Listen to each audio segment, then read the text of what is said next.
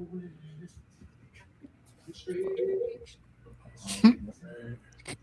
think we are live. Let me double check.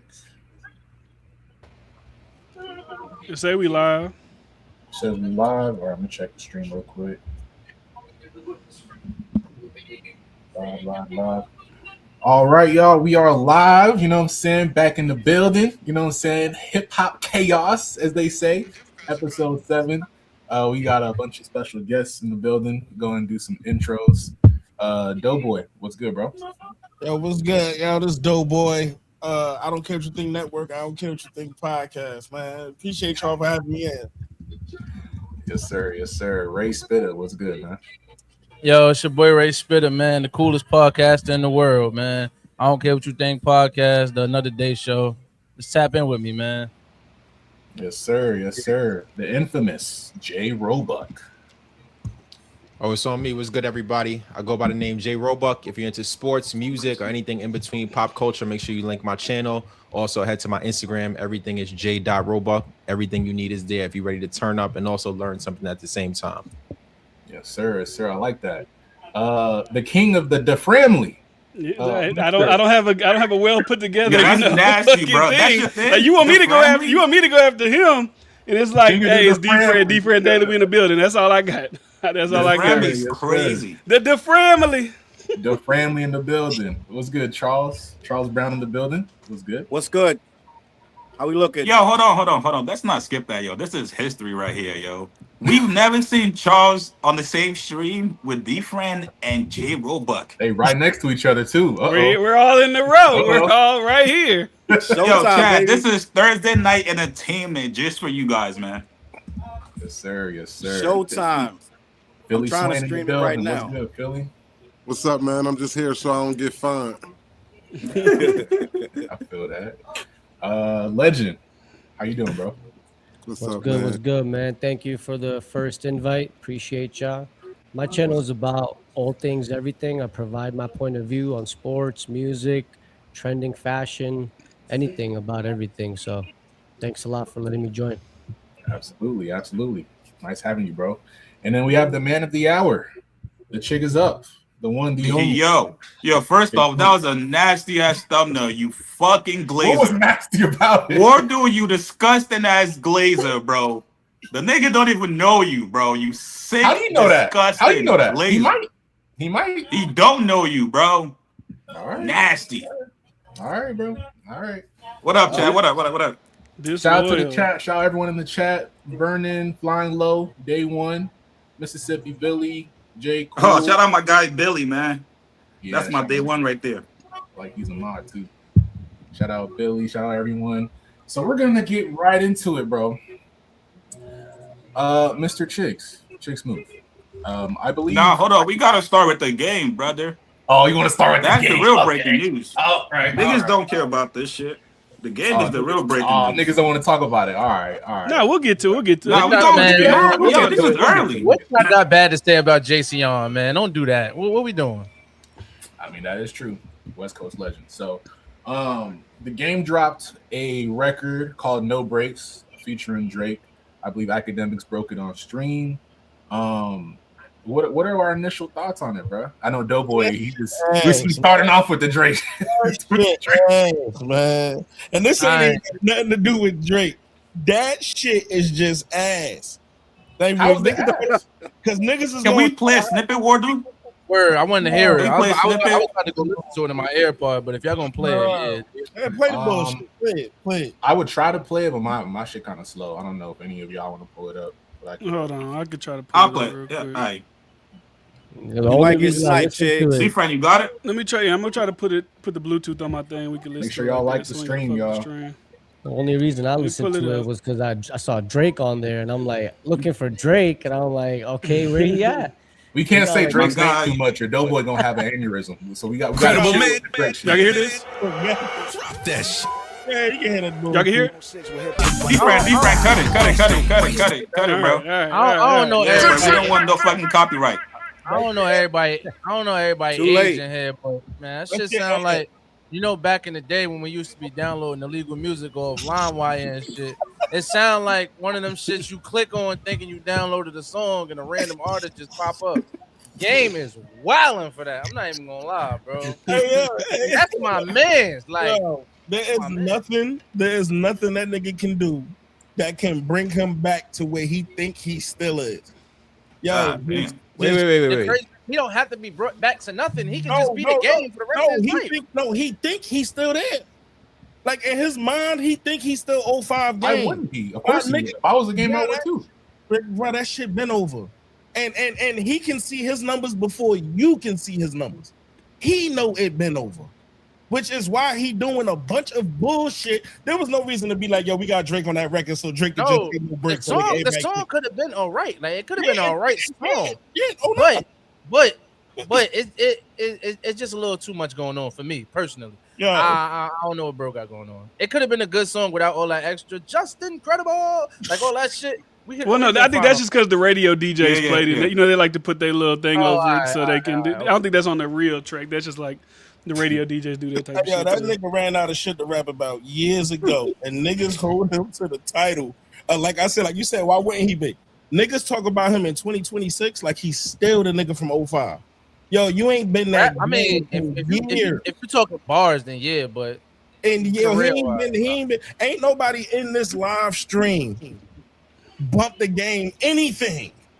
Somebody said in the comments, no name drop the game, bro. I'm from Cali. I can't let you just hold on. We're gonna take turns. Let it go. You bump from the game. What's the last thing you bumped from the game? One Blood. Nah, chill. How long ago that was? When the last time you bumped something from the game? Real shit. Other than the Rick Ross diss record, and he was on there saying nothing. That red rose, white ceilings. Okay. I like that joint with him and Ye. That joint was hard. It's just the hate. Yeah. That easy was crazy. Like, look, is the whole album out? Not midnight. He done fucked up the legacy of the documentary. He done did the part 3. This nigga just doing shit. Like we don't care, bro.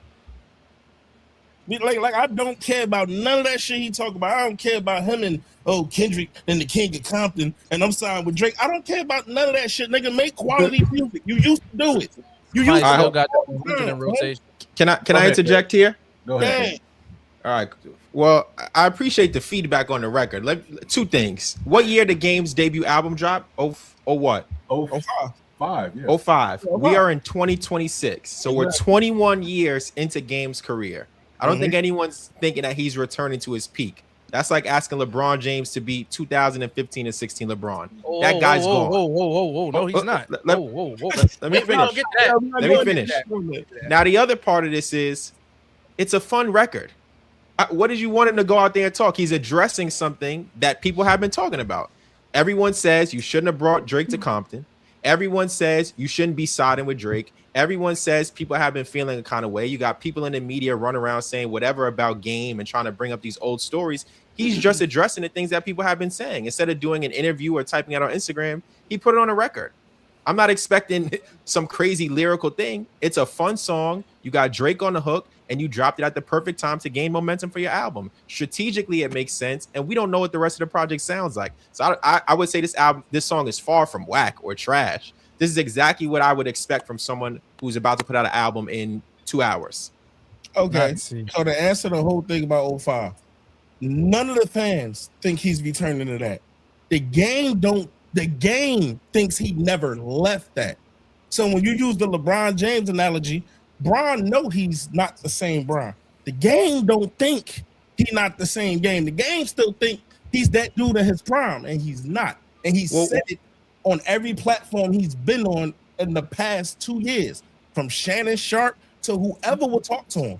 He's the king, and until niggas take the crown from him, and it's like, yo, stop that shit. And you would want him to be like J. Cole and say, I don't think I'm the best. But if he said that, then I think you'd probably be saying something different. What's wrong with a rapper, an artist saying, I feel like I'm in my prime and I feel like I'm the best? That's the confidence you should have. You about to drop a project. You want to walk into a project saying, I might not have it no more. Why would you do that?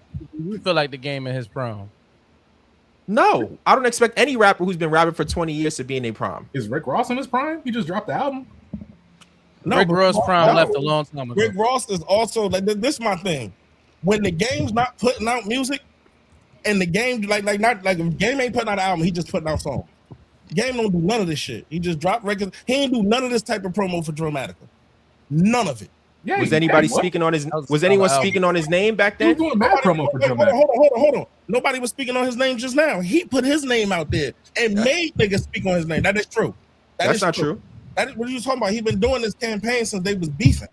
Because he jumped out the window with the Rick Ross shit. Then Joe Budden called him and said, "Why did you do that?" And his exact words was, "That was 2 years ago." And he's been on a campaign for this shit that he dropping in 2 hours for 2 years now. So he was on a campaign when Stat Quo picked up the phone and gave a story. He was on a campaign when Mac Wap was talking about him. He was on a campaign with Top called Stat Quo. That's his campaign? Well, yeah, that's what he wants. No. You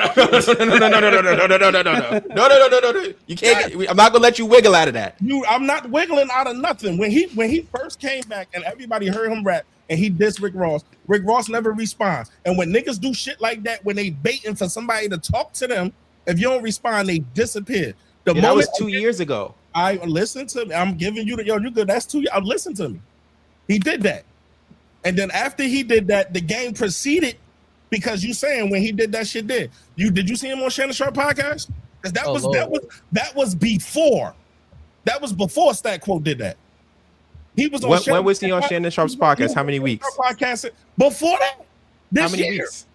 And I don't know the exact year. I don't know the exact fucking week. He did it this year. It was this year. A few months ago. It was this year.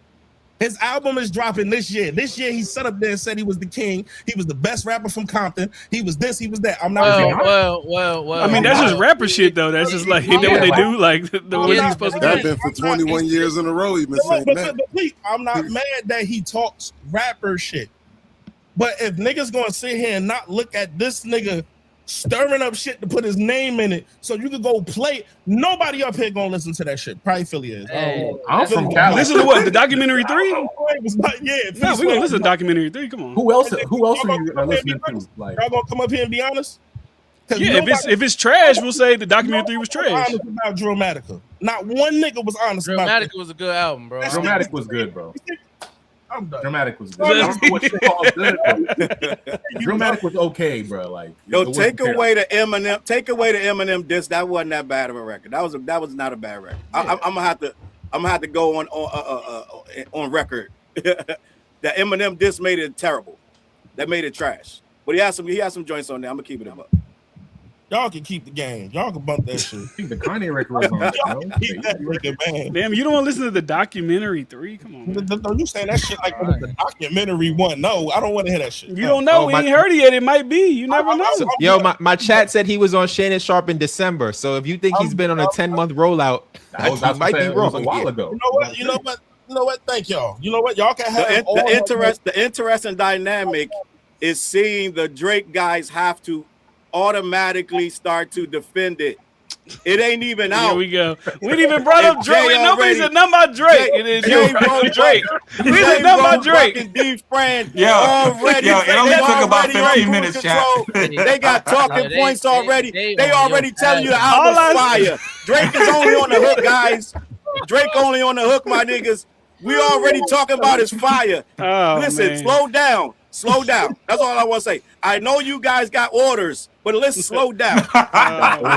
Let's slow down. Yo, real quick. Let me ask y'all a question. So we started off with the game topic, and Charles has said Drake's name about 6 minutes into the stream. Is the Drake stimulus still alive? I didn't say his name first, my guy. No, I didn't. Just said Drake's on the hook. Is the Drake stimulus alive? No. Is the Drake stimulus alive? Hold up. No, I didn't say Drake name first. One of you two said Drake on the hook. I think it was you. Yeah, because he asked who was on the hook. He asked if Drake got a verse. And I said, no, he on the hook. Somebody just said, you just said Drake's on the hook. It's not bad. So I didn't bring it up. Look, Charles, he lying now. Ain't nobody say what that. So I just want to check. So the Drake not even really a hook. That's like, what the fuck is that? The break. I remember what he said. So it's like, no. He's not really on the hook. Let's slow down. I know Drake is Drake's accountant, but let's when we gonna do some fact checking. Don't say Charles brought up Drake in the first 6 minutes because you did. I've heard his name already. Let's keep it a buck. Drake Charles, you heard his name because Ray Spitter said, "Does Drake got a verse?" And I said, "No, he's on the hook." That's all we said. It's irrelevant. No, it's irrelevant because J. Roebuck just said. Wait. J. Roebuck just said. He just said 6 minutes in, and Charles brought up Drake. So let's keep it 15 minutes in. Okay. I'm just sitting here minding my business.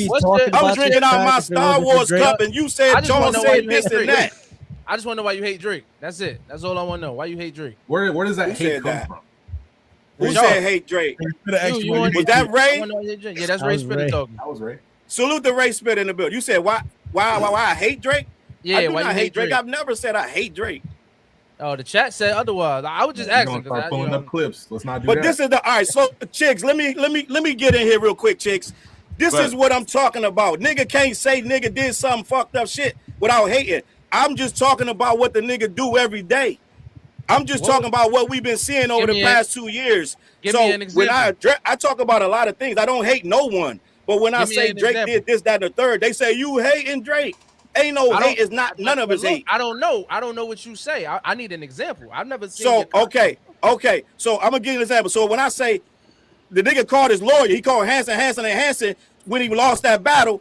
That's just me being. That's a fact. So when I criticize a rapper, you can't tell a rapper from the 80s that a nigga actually called a lawyer over a battle. So when I say a rapper called a lawyer over a battle, that's just fucking fact. So I'm not hating the nigga. I'm just telling the fact. I think now it's been justified, and we know the reasons why he called the lawyer for the battle. Did we not see the whole situation play out? Who said it's justified? It's been justified. Like what's justified about calling a lawyer over a rap battle? We now know the reason why. They were on the same label or whatever the situation is. Drake felt as though the label is using Kendrick as propaganda to disrespect him, and because they have a whole situation with their deal. So that was the reason. Bro, you spitting a narrative that Drake came up with himself. That is not what happened. These two niggas battled. He lost. He called his lawyer. And they made up a narrative about Lucian Grange. They made up a whole narrative about the game. Yeah. Well, let's go back to the game. Let's get back to the game, my nigga. We passed the game. I thought we were gonna talk about his game and Kendrick about the battle, and they about to do. I thought that's what we was going next. Listen, Ray asked the question. I'm answering it. Yeah, I so when you gonna say, why do I hate the nigga? I don't hate him. I just said. Analyst on it. Hold on, one mic.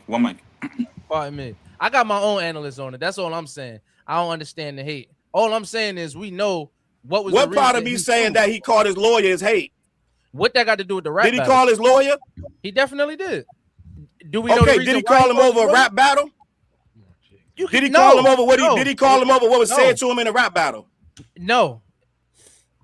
He called him over what he said to him in a rap battle, my G. Chigs, you moderating? It ain't no. We can debate a whole lot of shit. We can't debate the fact that he called him over what was said in a rap battle. He called him over. You can make it a million things, but in hip hop, he called them over what was said in a rap battle. We at least got at least have a foundation, my G. You are who you are as an artist. If that's what's happening to you, and if you feel like you're getting railroaded, you gonna make sure I'm gonna get this business right. If he felt as though he had to get that business right, you cannot be ready for this conversation. First of all, if it's that serious a business, y'all got 1 minute. Y'all got 1 minute on this. 1 minute. Okay, 30 seconds. Shit, 5 seconds. If he can't handle a rap battle, shouldn't get in it. Don't call your lawyer when the shit get too tricky and sticky. If he couldn't handle the rap battle, he wouldn't have got in it. He handled it. It was done. He didn't handle it. The nigga bowed out in Hot Pot 6. He had to battle his label. Because y'all trying to do some bullshit backdooring shit to me, and I'm not letting y'all niggas do that shit. Just how is it backdoor? They both on the same label. Go ahead, Chigs. All right, D-Friend. Okay, all right. D-Friend. All right, let's get. I was going to ask you your thoughts on the game record. Damn, I'm sorry, my guy. It's a cool record. I'm not really like big on the West Coast sound, but it's a cool record. I'm not big on the West Coast shit, but it's cool. All right, it's Philly cool. Swain. I'm not like rushing to like I gotta keep playing it, but what are your thoughts? I think like I said, it would have been better if there was a verse. I'm not gonna say a name that should not be named. Had a verse on it, probably would have been better. But you know, That's my thoughts on it. We'll see how the documentary 3. Yo, was that clickbait, by the way? Was that clickbait from the game using Drake's name? The nigga said 2 words. It made it seem like he was on the record. He's only like saying a little break, whatever. Yeah, so it depends on how you want to look at it. I think the I mean, obviously you look at the record as the record, but I think it's more of the messaging and of having Drake on it is why it's important. But Drake isn't really on it though. Like he says 2 words. That's like what? But listen, right? I understand what you're saying. Think another layer deeper, right? He's on the record. He's saying 6 words, and that's it. But look at the impact of it. Look at what we led the panel with. Now look at what that statement says to everyone out there. All the West Coast media already have think pieces out. We've already put out videos, you and I. Yeah, of course. But him being on the record is now Game standing 10 toes down with what he said on the versus stage with YG. It's him reinforcing a point of no one can tell me to pick a side and no one can tell me who to work with. So yes, it's just the hook, but it's more of what the record represents to everyone else than it is about what the record is. And they have more records together. Who knows when those records will come out or what projects they may appear on. This hook could have been old. It could be new. Game was in Toronto. We don't know, but that's the point. Is I'm leading with this because it's going to start conversation before the album drops, and I'm leading with this because I'm standing in my own. And it's him saying it's me against everybody, and it doesn't matter. Shout out to Dirt in the chat, my boy. And also, documentary 3 having all those songs and then like having all those features, and certain people's names aren't on those features on the track list. That's very telling too. But Philly, what are your thoughts on the song though? I feel like he drunk one of them Don Julios and recorded this joint. That's just, you know what I mean? It wasn't a real lyrical joint. I mean, it was funny. Yeah, he had fun with it. I prefer that than, you know what I'm saying, him trying to reduplicate what he did before. It ain't really no going back to that moment in time. So, I mean, him just doing what he do, I feel like he kind of like, he in that era where he just making music. Whether he going to chart and all that, I don't think he in the contention for any of that. So just to be making music makes sense to me, especially if you're going to give us a documentary 3, it just show us he taking it serious rather than just something named or whatever. So, I mean, I'm rocking with it, you know what I mean, for a lot of reasons, you know what I'm saying? But the most part is at least he keep going. Y'all red roof, red ceilings, deemed to death. And, you know what I mean, he still ain't give up. He was at the Versus. He let y'all know at the Versus when he said, fuck that, and played the 100 record where he was at mentally. You know what I'm saying? And then it's an onslaught coming from them. To me, that's what hip-hop should be. It should be an exchange of energy every time somebody get the ball. Not, you know what I'm saying? Like right now, he got the ball. He should be coming at everybody that's coming at him, letting you know what it is. But it's like, it's this pussy-ass state of hip-hop where everybody trying to be politically correct and he not being politically correct, so it's probably coming off weird, but that's hip-hop. You know what I'm saying? Fuck everybody. What is all of this kumbaya hugging shit, nigga? He's saying fuck everybody. They got a problem with him. Niggas legit are making blogs and saying stuff about this man. He ain't supposed to say nothing. And what he supposed to do? Come out rapping like cannabis? He came out with a nice West Coast vibe. Is going to rock in the West Coast club. It's going to, you know what I'm saying? Whether it got 2 or 3 Drake words on there, still going to rock in the club and on the West Coast. To me, Just Incredible broke the record. Y'all just heard it say Just Incredible. And I don't know what Doughboy talking about. Don't make me get on your fat ass, nigga. You just scrummy beard, nigga. Fuck out of here talking about Swain probably like this record. Doughboy, you must be slow, boy. You big D-Friend, turn your camera on, nigga. Don't hide, nigga. Look. You can say what you want. Hiding for it, nigga. You said exactly what I predicted. I said Swain gonna like it. And then you got up here and you liked it, my nigga. I said he made it while he drunk Don Julio. He said Migos 5 times in a row. It wasn't a lyrical record. You know what I'm saying? In 3 different ways. I wasn't you know what I mean? Record. I just didn't like that shit. Real talk. I just didn't like that. I mean, didn't like the song.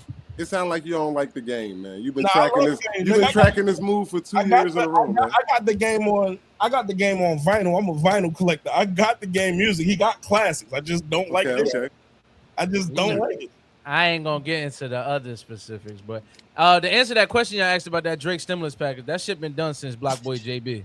Niggas went back to Drake.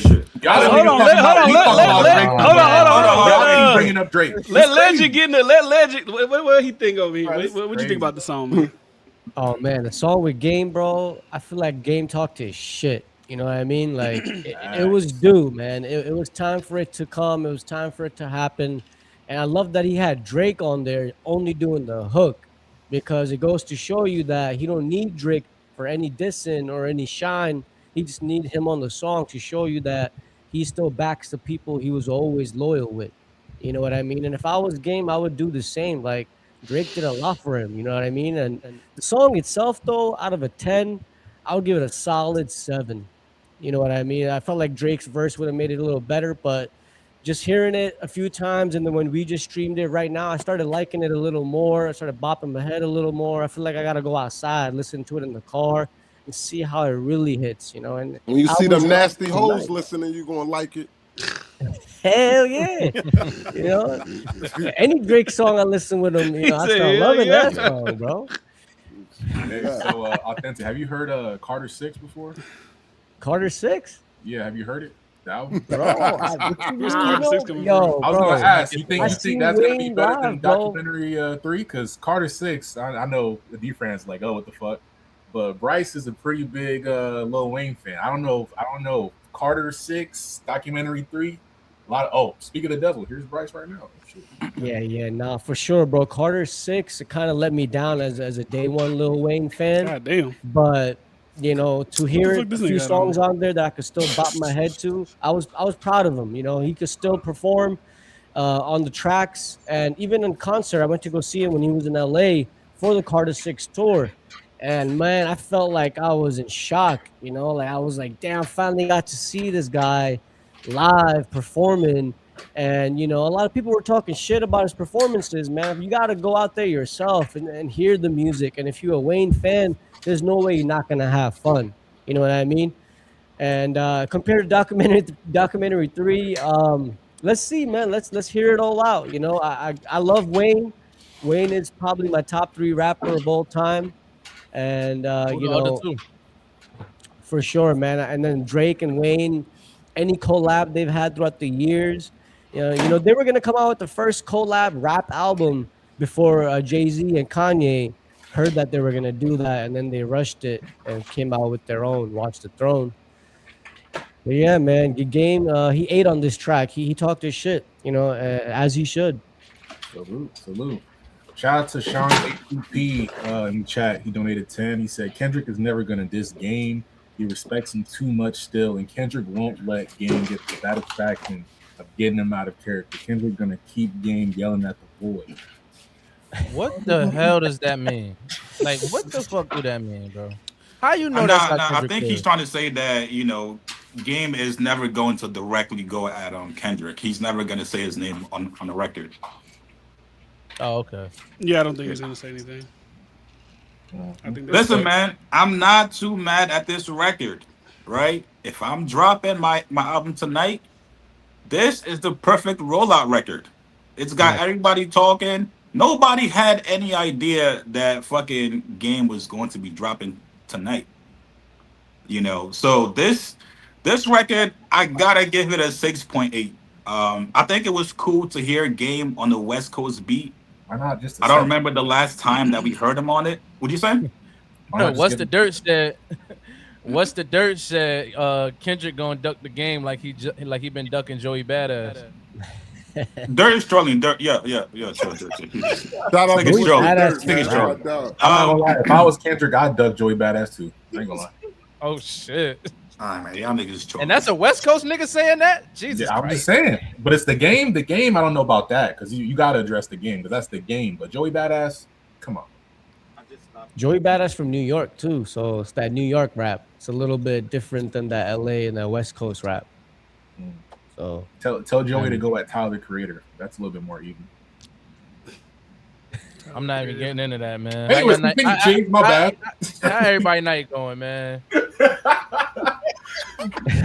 ahead, Chigs, my bad. Listen, man, I'll give it a 6.8 out of 10. I still think it's weird that he's kind of using Drake's name for this record. You really didn't have to say featuring Drake. You could have just said the Game. But I get it, you know, marketing, right? People are talking about it, and you know it's doing what it's supposed to do. Now, do I think he was dissing Kendrick? I think this was a warning shot, right? I think this was, one of those records that you put out to let somebody know that you're kind of aiming at him, right? Because why would he pick Drake out of everybody for this record? He could have had a West Coast artist. He could have had anybody, literally anybody. But he specifically chose Drake, knowing the entire history between him, Kendrick, and Drake. I think this was a warning shot. I saw TDE hit a J3. He said on Twitter, "This was not new. This is not a Kendrick diss." I think otherwise. That's just me. Yeah, anyone. But the album is gonna be great, man. I'm excited, bro. The features on there, I'm not too mad at that. Yeah, he has some good features on there. But anybody with common sense should be able to know he's talking to Kendrick Lamar. And he's not just talking to Dot. He's talking to the whole camp. Everyone leading up to this, everyone who had something to say about him in the past month, he's talking to everybody. Can you do me a favor and explain? I'm sorry, Jay. I didn't hear I only heard it twice, and I heard it through the speakers like right now. What did he say? What's the disses?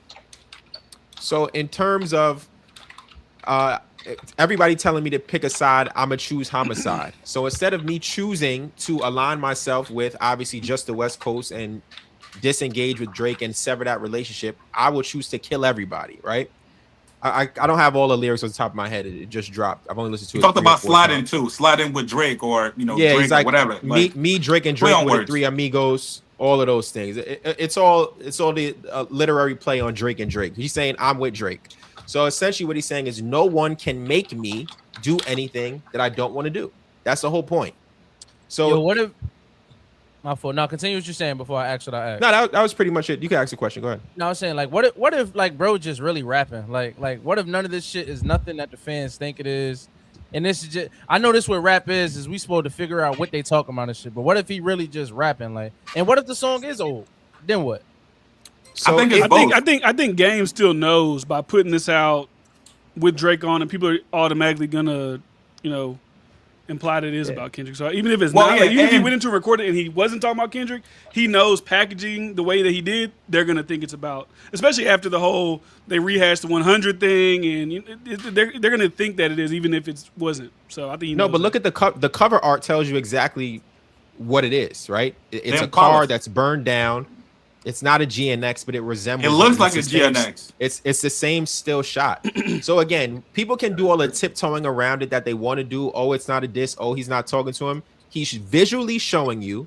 He put it in the lyrics, and then he added it with the feature. Anybody who wants to dance around it just wants to be ignorant to the fact and will want to make an excuse for whatever their artist does or doesn't do in the near future. Yeah. Time and wait. If you mention picking a side on there, knowing this is kind of what the culture is picking a side, and you got Drake on the record, it's kind of a shot. Let's be honest here. Of course. But I don't know the Game to do a sneak diss. Like, he's not really like a sneak diss. That's what I'm. Bro, they just told you he's not going to say Kendrick's name. All right, can I speak, Chigs? I think they shots. They're not really. I'm not seeing the shots like that. Like if they shots they really light, and they up for interpretation. He said worse.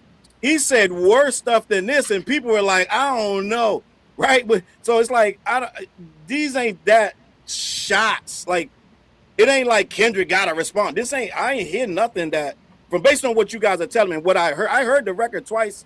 I heard what he said. It sounded like he was just rapping to me, and the little shots are like obvious shit he's supposed to say. Right, I'm with Drake. I got the Drake. Like it's not shots that's gonna make me run and grab my pen. It's like, okay, I'm not really seeing you got 24 hours type. I don't see that. I thought it was gonna be way more overt, and this is not overt at all. I know Jay's reaching, right, but I feel like I'm the first one to say when he's really shooting shots, because the last two times when he dissed Dot, he actually dissed Dot worse on the last two records than this. These shots ain't even close to what he said when he said, "Whoever you think the king is ain't gonna do nothing about it." That's way worse than anything he said on here. So I'm not seeing this as like 48 hours to respond type shit. It's not that. I don't think it's that serious. I'm gonna be honest. Would y'all want Kendrick to make a diss? And do y'all think he secretly got disses in? No. Who has ever responded? Damn, you don't like hip hop? Has anybody besides Jay-Z ever dissed the Game? Nah, I'm thinking. Yeah, 50 Cent, all the G Unit. I mean, that was 20 years ago. Yeah, I'm talking about like outside of that, like somebody like that. But my question was, would y'all want to hear Kendrick diss? Because we know he tend to have diss songs in the vault. You know, like for example, Element. You know, the original one he recorded got leaked, but the one that made the album was just a song. But the original one was a diss record. Y'all think he got any of those for Game? No, so I think no. Well, he's not wasting time on the Game. But hold on 1 second. I think there's many ways. Got bars for Game. There's many ways to respond. Just because someone says something and it's directed at you doesn't mean it's all out war and I need to drop a song about you. It could be bars about you. Do I think Kendrick has bars about Game? Of course. We already know since 100 came out, he's felt a way about it. So you don't think an artist who feels a way is going to prepare themselves? Kendrick's a competitor. He's also a strategist. So knowing what you know about him and what we just saw in 2024, why wouldn't he have something up here ready to say, all right, if it really gets to that point, I could say something, or I can make allusions to how I feel about it. He could have been dissing Game 10 years ago. Maybe we just don't know. Somebody got to go back and decide. Every rapper knows what they want to say to another rapper. That's a fact. But somebody like the Game plays so many games, he does so many antics. At some point, you wave him off, guys. Some point he a gnat. Some point he's a fly. You're like, shoot, like we're not really. I don't think Rick Ross didn't even respond. You don't have to respond to the Game. It's so many antics at this point. Responding to it lowers your value. I'm just gonna keep it a buck. So it's like, what are we doing? Like responding to Game, he might throw him a line or two, but really responding to the Game, you know that Game right now is an attention seeker. So anything he get, it won't validate Kendrick by dissing him. It's gonna validate Game. Game got more to gain from this than anybody.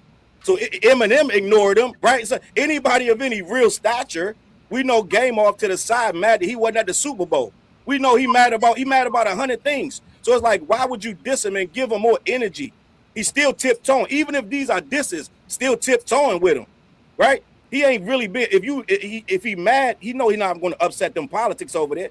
So he's saying we still tiptoeing, interpreting many shots that ain't that serious. So, but it's never going to be that serious. But when Kendrick respond, then he gonna have 80 bars for him. So he's trying to bait him. So it's like, why would you? If I'm Dot, I'm like, easy come, easy go, right? One single gonna do more units than the whole documentary 3. So it's like, why would I waste any time on him? It don't make no sense. Let me ask you a question. That was an interesting line you just said there about sales. Like, if sales matter, why should he? Singles. You said even do more than the album. Wait.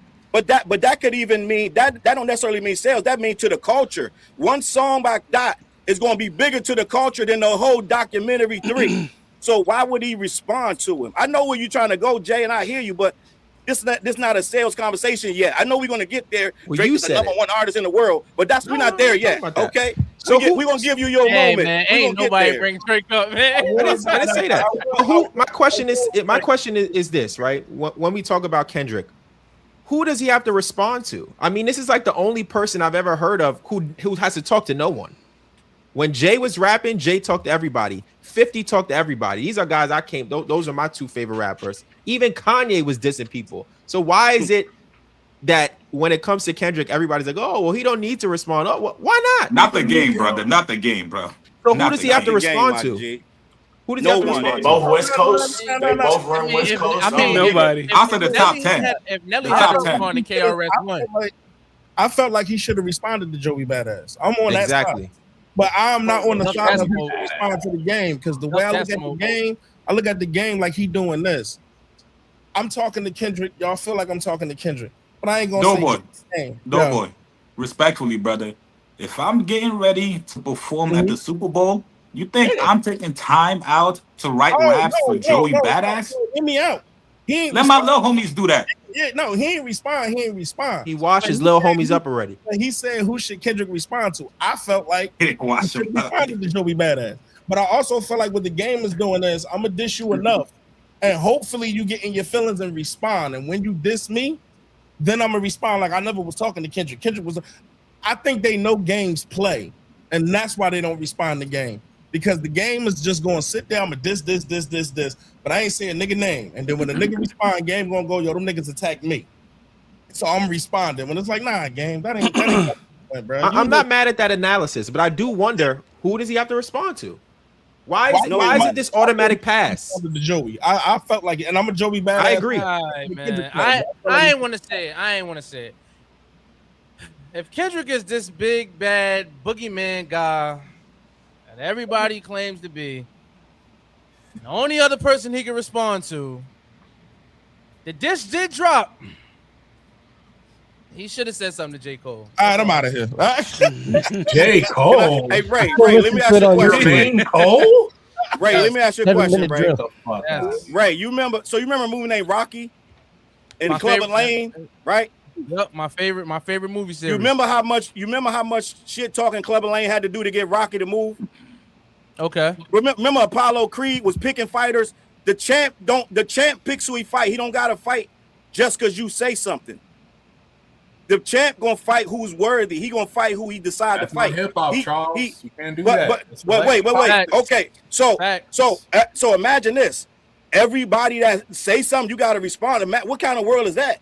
It ain't even everybody. It's been like two people. Yeah, Joey Badass. It's been and more than allegedly that. Now the game. That's two Lupe people. Fiasco. It's been a lot of people. Oh, you talking about early, like after Control? All I'm saying is, right? All I'm saying is, if you're looking for a worthy opponent, right? But Everybody he's not though. Dot tells you he's looking for peace. But go ahead. he looking for peace, right? I love peace. He said, I love peace, but I love war. If you're looking for a worthy opponent or whatever you want to call it, if I heard the J. Cole 7-minute diss, I don't give a fuck if you delete that shit. You catching something these bars, bro. Ray, you gonna walk into a slippery slope because there's a lot of people. Joe Budden threw 4 records at Drake. Joe Budden threw 4 records at Drake, and what Drake do? Drake dissed him multiple times. Wait, slow down. Every single Joe Budden diss that Drake did, we had to interpret it. Was he talking about Joe? Joe Budden thought a lot of them things was about him. Okay. Pump it up. What you had to interpret? Don't do that, Joe. That's pretty direct. I don't know. That's just like the jig is up. Like that's pretty direct. If you ask he just dissed him on Iceman, saying we wouldn't care if you died tomorrow. You walk around naked in the hallways. But hold on. You guys are quoting lines. Joe Budden threw 4 full diss records at Drake.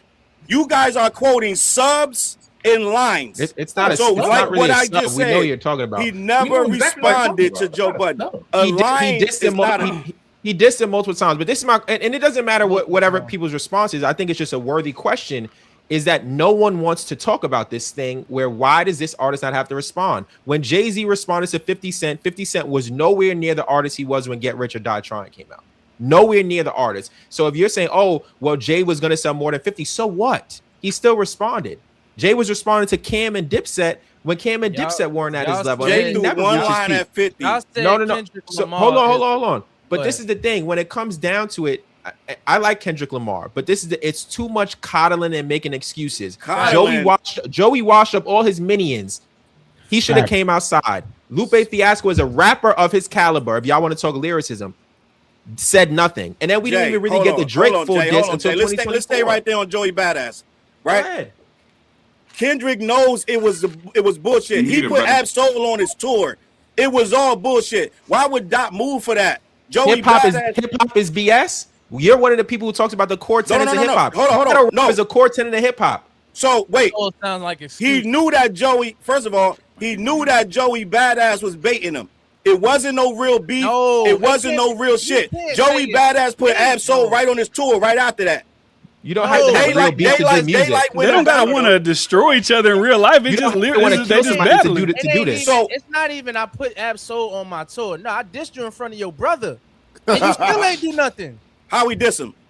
I rap dissed you in front of your brother, and I was so he said a line. Now, how fast do Doc gotta respond to a line or two that Joey Badass said? Like what we talking about, gang? Like y'all trying to make this into something it ain't. Joey Badass said a line. He said too much West Coast dick licking. Exactly. Right? He said a line or two. So you want Dot who don't rush out shit. Dot didn't even diss Young Thug. Right? All he said was I pillow talk with my girl too. He say little lines when he get ready. Ain't none of this shit diss worthy, my nigga. Y'all not really. All he do is diss the nigga that looked out for him when he was coming up. That's all that sounds like to me. That's all that sounds like to me. That's the only nigga he got smoked for. He's the most coddled superstar, rap superstar ever. Talk your shit, Jay. He the only one. And he's All a, right, he's what's smart, the next topic, man? wait, Where hold the up, moderators D-Fred. at? How's he Where the moderators coddled? at? How's he coddled when he smoked your man so much he called his lawyer? How's he coddled? He battled the one nigga you wanted in the battle, tore his ass up. So what we talking about? How long we got? How much time we got? Being coddled by the commentators is different than I don't know what the fuck Coddled. was. The Whatever one that nigga that sound he was. had to beat, he tore his ass up and he called his lawyer. Took 2 years to drop Iceman. What we doing? That's your only claim, and it's going to be another 4 years before he drop anything. How is it a coddle? Ah, damn. Rewatch this conversation. Rewatch this conversation when we get off, and then you'll see. But we can go to the next topic. Yo, Bryce, what are your thoughts on the game Drake record, bro? Hey, man, that sound like the That's Bryce sounding like Bryce. Your shit God sound like damn, Bryce. RoboCop. Mike his ass, bro. Oh shit! Sounds like you're talking to a fan, brother. Yeah, get him out of here. Definitely sound like you Hey, dropped get him out of here. What's next, Chigs? What was next? Wait. Let's do predictions for this album. First week. What y'all think game is gonna sell? I don't know anything about sales. 25,000. I don't even pick a care number. about sales. Who Yeah, rap? Drake All those record gonna features, push you got to do at more least than over that. 50,000, bro. Over 50? With all those features, yeah. Holy glaze, Nigga, have nigga! you Rick seen Ross the had a features? lot of features. I gotta use that holy glaze. It's 24 songs, Chigs, and it's like half the industry on it. You can't do Nigga, more than 50. 40, 50. Bro, that 40 or Drake 50? record That's alone not at least gonna unrealistic. move 25, bro. It's It's documentary. gonna do like off it's the- gonna off do the about name alone. 35,000, maybe 40 at the high end. Yeah, like Yeah. like 40, 45. That's not crazy. His last album did 25K. Yeah, I got him doing. I said 48 just because Drake's name is in there, and that's gonna draw like a lot of fans, a lot of Kendrick That's haters true. to it. Yeah. I'll Once say they realize 48,000. what it is, they only on the hook. Once they realize he ain't on there like that, They not gonna turn that listen shit too off. much more. Yeah, He's gonna be on When there. did sales start mattering more than talent? What year? Nah, we It just doesn't. talking about numbers, but we're Always. not talking about like the actual Always, music. man. Like, Oh, it doesn't matter more than Yeah. talent. Sales How? have always mattered more than talent. How does it not matter more than talent? Explain that. Well, Why it depends would on what we talking about. Are we talking about record execs and record labels, or are we talking about hip hop? 12K, 30K. To the change. to the Just record tell execs, us. to the execs, the sales matter more. I ain't never listened to none of my records back in the day and said this got a lot of sales, so I don't know how sales matter more than the talent. If we talking about what the labels want, yeah, they want a lot of sales, and those execs want their job. But to us in hip hop, why do we care what it sold? Is it good or not? Clips had a Right. masterpiece last year. Who cared what it sold? I bumped the shit over and over. Masterpiece? So I'm curious as to how Yes, we yes, getting yes. it. Don't do that. Who, I Not don't know yet, what bro. Who's talking that? about. Who said that? The Clips I'm a album little was bit. great, but I'll tell you why sales have always mattered, and the sales are represented in a lot of different ways, right? So if you take it back to the 80s, or you take it back to the early 90s, sales not only matter to the artists themselves, right? If you look at Tupac, he's on record saying we sold the most, we do more numbers. But when you Fact. take it back to the origins of hip hop in the early 80s, sales matter for who shows up. People decided what rappers and what shows they were going to based on public perception and crowds. So if you are a hip hop artist and you're rocking a party tonight, or you're going to be with the DJ, that's who people decided who they were going to see based on what crowd would show up to see them. So sales and crowd presence and public perception have always mattered. You Since do the- know since sales didn't inception. make people go to shows, bro. You know that, right? No, I don't. This is for a fact. What I'm saying. I was in the 80s, my nigga. It wasn't about your record sales, so I don't know what you're saying. Well, listen to what I'm saying about sales and perception, you right? gotta respect It's the not- nigga that was there to live it. I can't even argue Well, with that. well, I'll tell you why I'm going to say that. So, if you go read Russell Simmons' book, in the that forward, nigga, there's man, that there- nigga in Valley, man. That shit don't matter no more. Let, nigga- let me finish. talk. Let me No, my talk. fault, my fault. Go ahead. So, if you go read the book about the origin of hip hop, specifically in Def Jam, my dad was one of the first hip hop promoters, right? Salute the pops. Word, In shout New out to York Pop. City. Okay, so that's what he did. And when you do these parties at colleges, specifically at NYU, or if you went up to Harlem to City College, you had to have numbers out there showing that you wanted to see this artist. That's how this thing started, right? Well, pop hip hop was the college parties.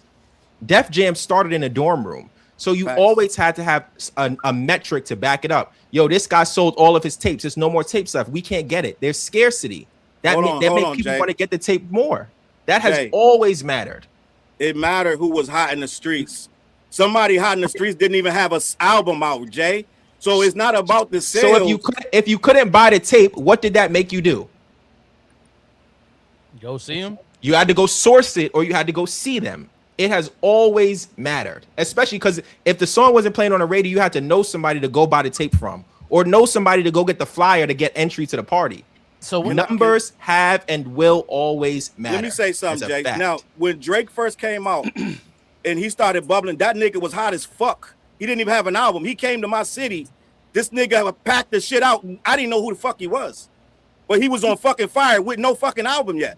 So I'm saying I hear you with the sales, but if you're on fire, they coming out. So I hear you what you're saying about the sales, but that don't mean that the streets and the hood and everybody's coming out to see you because you sold some records. I'm telling you, when Drake was P Code Aubrey, that nigga came here and packed this shit out. So what I'm saying is, I'm giving you some Drake fucking knowledge so you can use it. When the nigga was coming out and he ain't had no record yet, he wasn't even signed. Nigga had a mixtape. That nigga came here and lit this shit on fire. So what I'm saying is, it wasn't even no sales yet. He didn't even have sales. So what I'm telling you is, it's about the word of mouth in the streets. Who's fucking hot? And a part of that word of mouth is, how were you able to find Drake records? And Drake at Damon College is his first show in New York State. Those are my frat brothers who booked him at Damon College. I've been aware of what Drake's been doing since 2008. So listen, what did he have out when they booked him? This is 2006. This is maybe the. This he is had Replacement Girl with Trey Songz, his first show. Yeah, there you go. Okay. So you think they booked him for sales or because he was hot? That was on 106 in Park. It had because he could sell tickets. Okay, but you only sell tickets because you hot. It's motherfuckers right now that got a lot of sales and can't put nobody in a room. All of those things are part of the metric. That's what I'm saying. They're all related. It's all a part of it. So is the revisiting, right? Like if you got good music, good quality music, I'm gonna revisit it. The more numbers you're gonna score. So technically, if your music isn't good quality and I'm not revisiting it, then you're not gonna have any numbers. So it kind of ties, with everything, like Jay said. And then if your concert is coming up and I didn't like your album, I'm probably not gonna show up. Unless I've been listening to you from the beginning. But if I really liked your album, but things change now with streaming. You know what I mean? Then I'll definitely show up. I'll probably tell other people like, yo, you got to listen to this guy. He's really good. But if I don't even like listening to you, I'm not telling nobody anything. All right, so I do got a question. Would y'all say sales tell the true number when it comes to like that? That's how I feel. But that's how I feel because I think for select artists. It tells how much people are anticipating your album. It doesn't tell. Yeah, but the shit that I hate, how it's broken down now is, yo, he didn't sell, so then the next motherfucker don't go listen to it, and it's like, yo, just because people didn't bump it, don't always tell a story. There are rap albums, there are movies, there are shows, there's shit that flop badly that people still consider some of the dopest shit you ever seen, heard, or watched in your life. And that's a fact. I'm a Nas fan. I don't sit here and be like, I'm one of those people who love Illmatic. I know what Illmatic did when it first came out. What you mean? And still consider it Illmatic, boy. No, but nobody talks about how his first week sales was like that. Oh, shit was in the basement. They don't bring that up. They don't bring it up at all. They just be like, yo, this that's all I'm saying. Like, that has changed. So to Ray's original question was, when did that shit matter? I feel like it started mattering when 50 Cent started using that against niggas in his arguments. Like, it's a better rapper than you. He don't sell records, nigga. The fuck that got to do with anything? Facts. He got that from Jay-Z, though. I think he damn near black. Jay did it too. Damn near black. Really started with Jay. That was 50 calls. It started with all superstar artists like Michael Jackson, Madonna. Can I tell y'all when it really started? Tupac. Can I interject? Oh yeah, you was in the 80s, man. Good do that. Can I really tell you when it really started? When it really, really, really started was MC Hammer. And the conversation was about he can't rap. Fact. You ain't hitting in New York. And guess what Hammer would say? I got 1 million fucking records sold. So I'm better than all of you. Right? That's when it really started. That's where Jay got the mind frame. I got to sell records. Because it was MC Hammer selling millions of records all over and right now to this day, you could get people debating, is Hammer whack? Is he not whack? To right now. But back then it was because Hammer was selling so many records, you couldn't say shit. Tribe Called Quest was like, Hammer, third base, this and Hammer. It doesn't matter because Hammer go everywhere with a posse, 150 niggas everywhere, fucking sold out stadiums, doing Pepsi commercials. So it didn't matter. That's where we got this sales stuff from. This is my last question. Shout out my before we uncle go MC to- Hammer. That's my uncle right there. You see me with Okay. Hammer right there. Say less. Oh, shit. my So man. This is my last question before the Industry topic friend. change or whatever. I know we all be on the internet, so I know y'all seen the speaking of sales, they'll say Jay-Z was never the best rapper, or he, like during his time, like they compare him to Nelly as far as sales. Mhm. So how you know what I'm saying? Like how we get Say here? it's Nephew Leach. Like how Think we about it, bro. Think about it. Since Jay-Z has come out, like he really has had high selling albums, but at the same time, another artist was selling more, or No, I was, know that. was higher on the charts. But how do we start equating that to skill? Like he was the best rapper. It's just I that don't know about I don't you think I what think I'm the saying? I think that conversation be like, who was the hottest rapper of Who's the said most popular? year? Yeah, most Like, I popular. don't think it'd be who's the best rapper. So that I mean, that who's the conver- hottest rapper Like, of they be each? trying to say like Jay year. was never the most popular rapper. Yeah, like, And he wasn't the hot. I mean, like say I wasn't. And how could you be the 2001, GOAT you know. if you never had the hottest year or you was considered Yeah, the that's what I'm outright best saying. any year? So that's where that whole conversation come from. But I mean, I feel like with Jay-Z, I feel like if you like top 3, top 5 your whole career, you do have an that's the argument. consistency that you got there. You do have an argument, but at a certain time, if people are peaking higher than you more consistently, when you talk about the GOAT conversation or top 10 conversation, it's more of an argument than a lot of people like to make. Like, we're just being honest. Like, But I look at the argument like this when it comes to Jay and that. I look at that shit like, yo, he never was you consider he was never the top dude in any year of his rapping. But any guy you put in front of him, minus maybe Eminem, it's over. Like the run is over. Like they say Nelly, it's over. It's been over for a long time. That And was Jay-Z- over that year.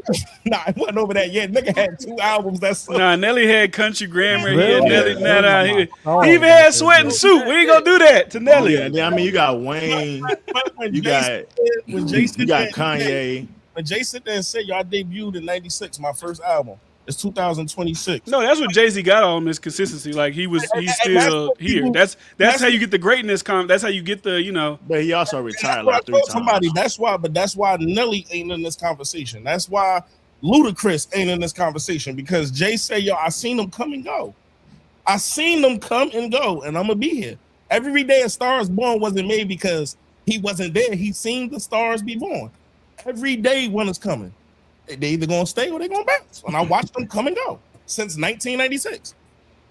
I mean, I when mean, I you think would his run argue- stopped, though, Yeah, mean, I would I- argue that 50 Cent was rapping better than Jay-Z at the time when Jay-Z was rapping and 50 was rapping. And his run.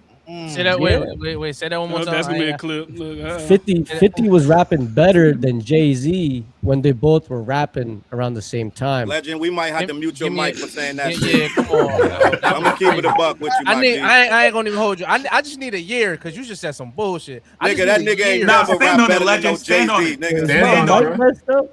Yeah, Chill like, out. what year do you feel like Chill out. it was ever a better rapper than Jay-Z? I'm gonna find you. Mm-mm. Come on, bro. I would say Even 03, 50 don't bro. say that. 2003. Hey, clip that. Somebody clip that up. 2003, Yeah, 50. 2003. Get Rich or Die Trying. What Yeah, album? he's the what better album rapper. Jay-Z dropped in 03, man? Hold on, I'm about to ask you. Jay-Z Get Rich versus retired. Black. Jay-Z retired in 2003, then did a bunch of R. Kelly albums after that. And in 06, he came out of retirement with Kingdom Come. Kingdom Come. Like, Then bro, he come dropped on, bro. American Gangster in 07. And in 07, that's when Tommy 50 and Legend was Kanye right. battled in 06. And Kanye so-called dethroned 50 for the sales record. With them going battle with 50 was the king of the Billboard. Kanye dethroned him in that battle. Jay-Z retired when 50 dropped Get Rich or Die Trying. And at no time did 50 out rap him. Words. But for all that, not one time mean, did he out rap shit. him. Not I mean, even he ain't say once. lyricist. He said Somebody in rapping. the I mean, rapper, like, as He far said as hook rapping. making, song making, like, all that 50 Cent was killing Not at that even time. What are we once. talking about? Yo, I got it. 2003. 50 is above Jay-Z. Like, what are we Can I talking can I about? read Like, this it's not a comment, crazy please? conversation. This comment got me in tears. Jesse Smith 7836 said, "I'm not even a Jay-Z fan, but his worst verse ever is a decent 50 Cent verse. Jesus Christ." Yeah, please, y'all gotta stop it. Y'all That's not, making none of it y'all from New crazy, York. bro. Yeah, none of y'all from New York, man. Y'all opinions is out the window. Chill out. man. Nigga, we yo, from yo, Harlem I'm talk from about some Brooklyn, 50 bro. Cent. What the fuck I you went to talking school in about, Jay? Queens. I spent years in Queens. But you're not supposed to say no 50, no best, and no New York. Jay is from Brooklyn. I ain't from Brooklyn. Man, you from Harlem, my nigga. You ain't supposed to be hollering about no 50 Cent. Get Rich or Die Trying in 2003 is the best rap album of the year. I don't know what does that mean. It don't mean y'all rap Jay. He's rapping better than everyone in the world in 2003. No, he had a co-sign from Eminem and Dr. Dre. I don't care about no Eminem, nothing. Get Rich or Die Trying is making better. What we doing? Making better songs is a part of being a better rapper. Probably one of the 5 or 10 best hip hop albums ever. I don't know what y'all talking about. That's making better songs is not part of being a better rapper. It's not. It's most definitely. Yeah, see, Jay uses Google to make his points. Then this is real shit. Ain't nobody using Google. I lived 50 it. is not better than Jay-Z, Jay. No, you can't Google that. What are you basing your take off of? What are you basing this off of? The comment section. Read it. I'm reading mine right now. Everybody is saying that you're wrong, Jay. No one agrees with you. So I'm just is it going to about tell you right now? That's absolute nonsense. Let's apply this logic you have right here. So the comment section said it, and more people said it, so that makes it true. Is that you asked me what I was basing it on? I gave you an answer. All right, so I'm gonna give you that answer for the rest of your life. Let's see how it turns out in the arguments. Let's see how it turns out. Jay, just say you wrong. So you think? Do you think you're wrong, Jay? You think Get Rich or Die Trying is better than every Jay-Z album? I didn't say that. You just went left. I'll throw Jason, but he said 2003 only. I said in 2003. 2003 is the best album. If y'all are gonna debate my point, y'all gotta give like a actual rebuttal. Like, oh, Jay is rapping better in 03 Somebody because of just this asked song me this and this morning verse. what happened to the Jay Roebuck debate. I don't know if it's gonna work out, Jay. Yeah, you know. All right, what's the next topic? We talking about 50 Cent and we got current topics to get to. Wardu, get some control of what the hell talking about it right here. There's a debate. This is the people here for, man. Fuck these topics. No 3 bullshit. Bryce, did you want us to give Jay us undefeated, man. give us Jay your take on the undefeated. Kanye shit, or not the Kanye shit, the game shit? Whoa. The Black I was Album. just saying. I think it was like the Black Album came out in 2003. Oh, Get Rich or Die Trying is better than the Black Album. Go ahead, Bryce. I love finish.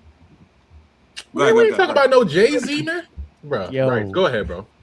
Nah, I was just saying. I think it was like the West Coast no face, and the biggest thing about it, I kind of agree with Charles when he said like it's not enough for Kendrick to like really pop out, but at the same time, like Drake getting on another West Coast song, like just like you know how West Coast takes shit sensitive, like they like that was the disrespect more than anything, more than just like some of the bosses on there. So for me, like I'm interested to see where it go. I do think it could be like a ripple effect or some more stuff to come. Like I don't think it's gonna be a rush from Kendrick, but I do see Kendrick saying something in the future for sure.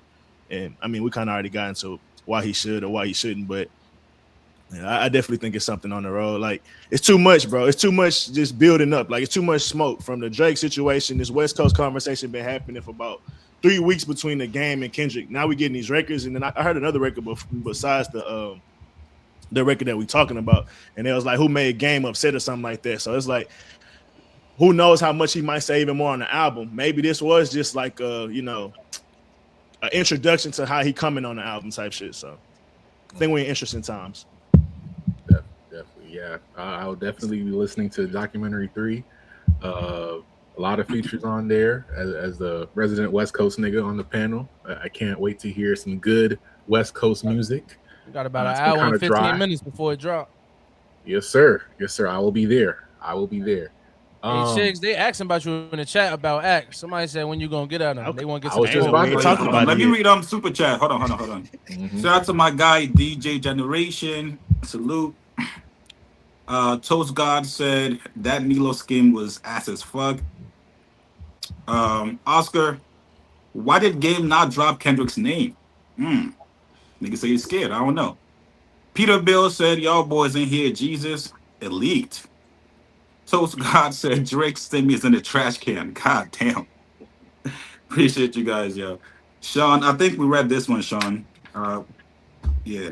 Generation said, I hope Drake claimed publishing on the track. The irony is that already chose Game's side for him. That's a good point. Oh shit, my boy Quack is in here. Quack, what the fuck is shit, this, bro? That's a throwback. Shout out to Quack, bro. Yo, send him a link. It's like a lot Bro, of he about to people come in here and derail the whole shit. What was that a full song? By the way, Quack about to come derail the whole shit. It's like you can't put like more than 10 people in here, so this is like. Oh shit, no. Yeah, that's part of the. Shout out Sean. Was that record the full record? Yes, it was. Yeah. Shout out my guy DJ Generation again. He be showing love. He said, "You don't punch down. That's wasting time." Princess, salute. Kendrick has no dirt on the rest of those guys. He can't turn the culture against any of them like they did Drake. Drake was too easy for him. That's why he ain't no boogeyman. God damn, Princess, what Kendrick do to you? Shout out to Toast God again. He said, pen still wet from litigation. Talking about Drake. Connect, salute. Wasn't game a stripper. And shout out to Reese with the 2. Yeah. This a super chat. Shout out to Reese. Reese, what up, bro? He said, go back to being hip hop fans. Stop picking sides. I think it's too late, brother. Like, yo, this shit is gonna go for the next 5 years. I'm sorry, man. Politics, bro. Thanks. All right, is that all the super chats? Yeah, did you have one, D-Frame? And no, Jay? I don't even see my shit. I'm on just the thing. Oh, okay. I'm in my chat. We in full conversation here. We just gonna keep cooking up. I think I'm 3-0 right now. Your chat weird, Jay. I'm undefeated right now. They said what's you the ain't next topic, man? What we got next? Let's get to the shit. Before we get into the obvious grilling of Chigs. Yo, chat, we've been attacked. No, ain't no before. Let's get to it. Chig Wawa. Chig Wawa. No. We talking about it right now. We talking Chig about Wawa. Like we talk about it right now. What was that Chigs about, Move, man? give it before we get into what Axe said. Give us a little bit of insight behind, you and. Wait, he Axe name dropped you? You know what I'm saying? Mad times. Oh no, we on his ass. Let's get to it. He said he a Chihuahua. Wait, yo, honestly, before you go, can you give us some background, like the lore, like where did he get all of this stuff with Charlemagne? He said, I'm new to YouTube and maybe my chat might not know. Can you just explain everything? Because I don't know what's going on. Yeah. Also, I want to know: do you and academics have any prior beef before this? No. This shit really started after Charlemagne gave me a shout out on the podcast. Mm-hmm.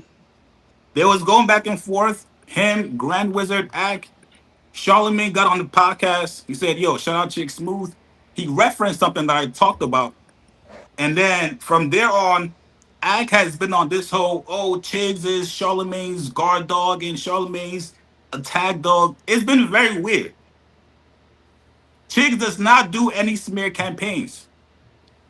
Chigs does not do any hit pieces.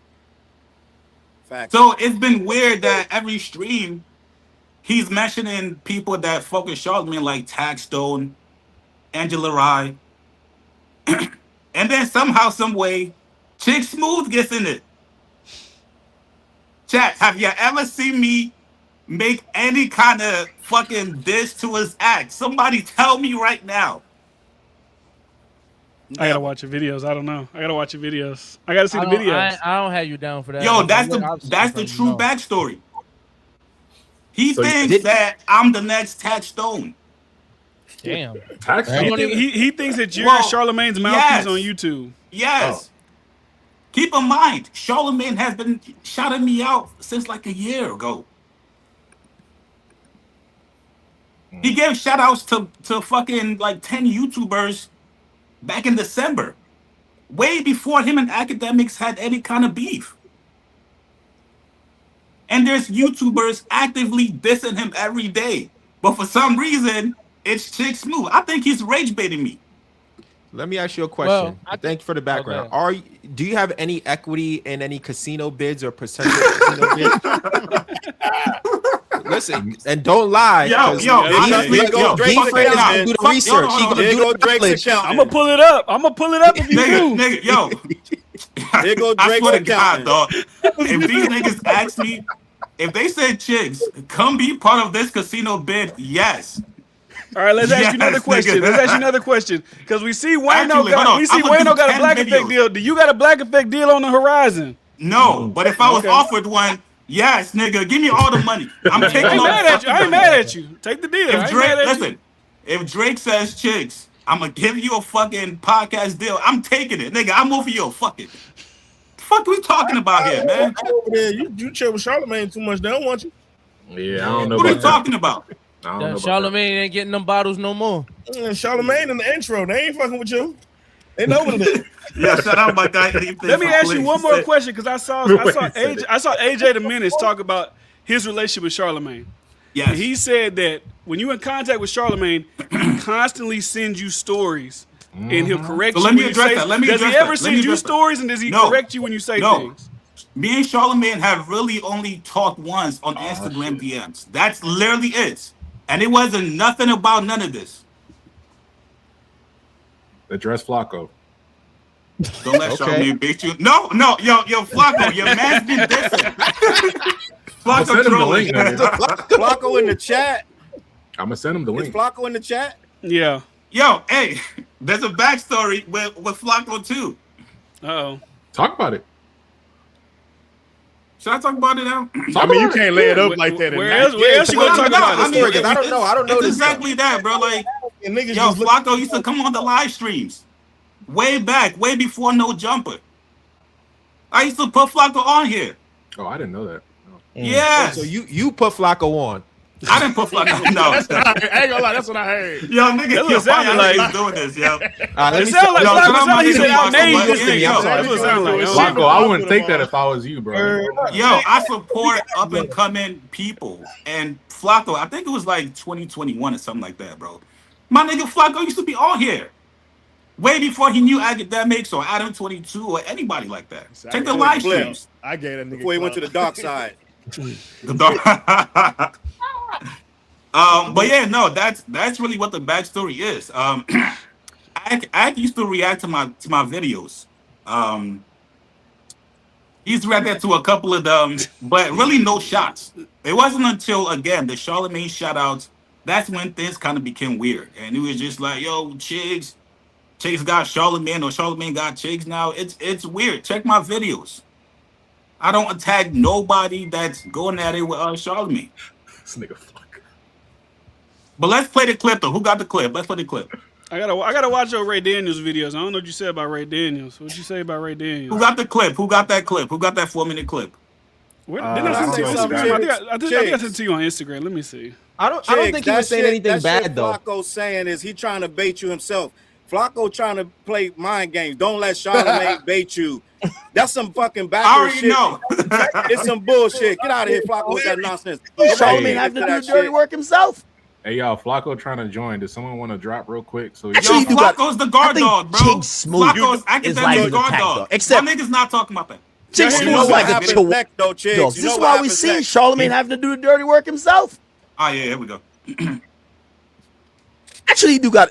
I think Chigs Smooth is like his attack dog, except Chigs Smooth is like a chihuahua barking. Like we're like, yo, shut up. Like, come on, bro. You gotta get a better attack dog.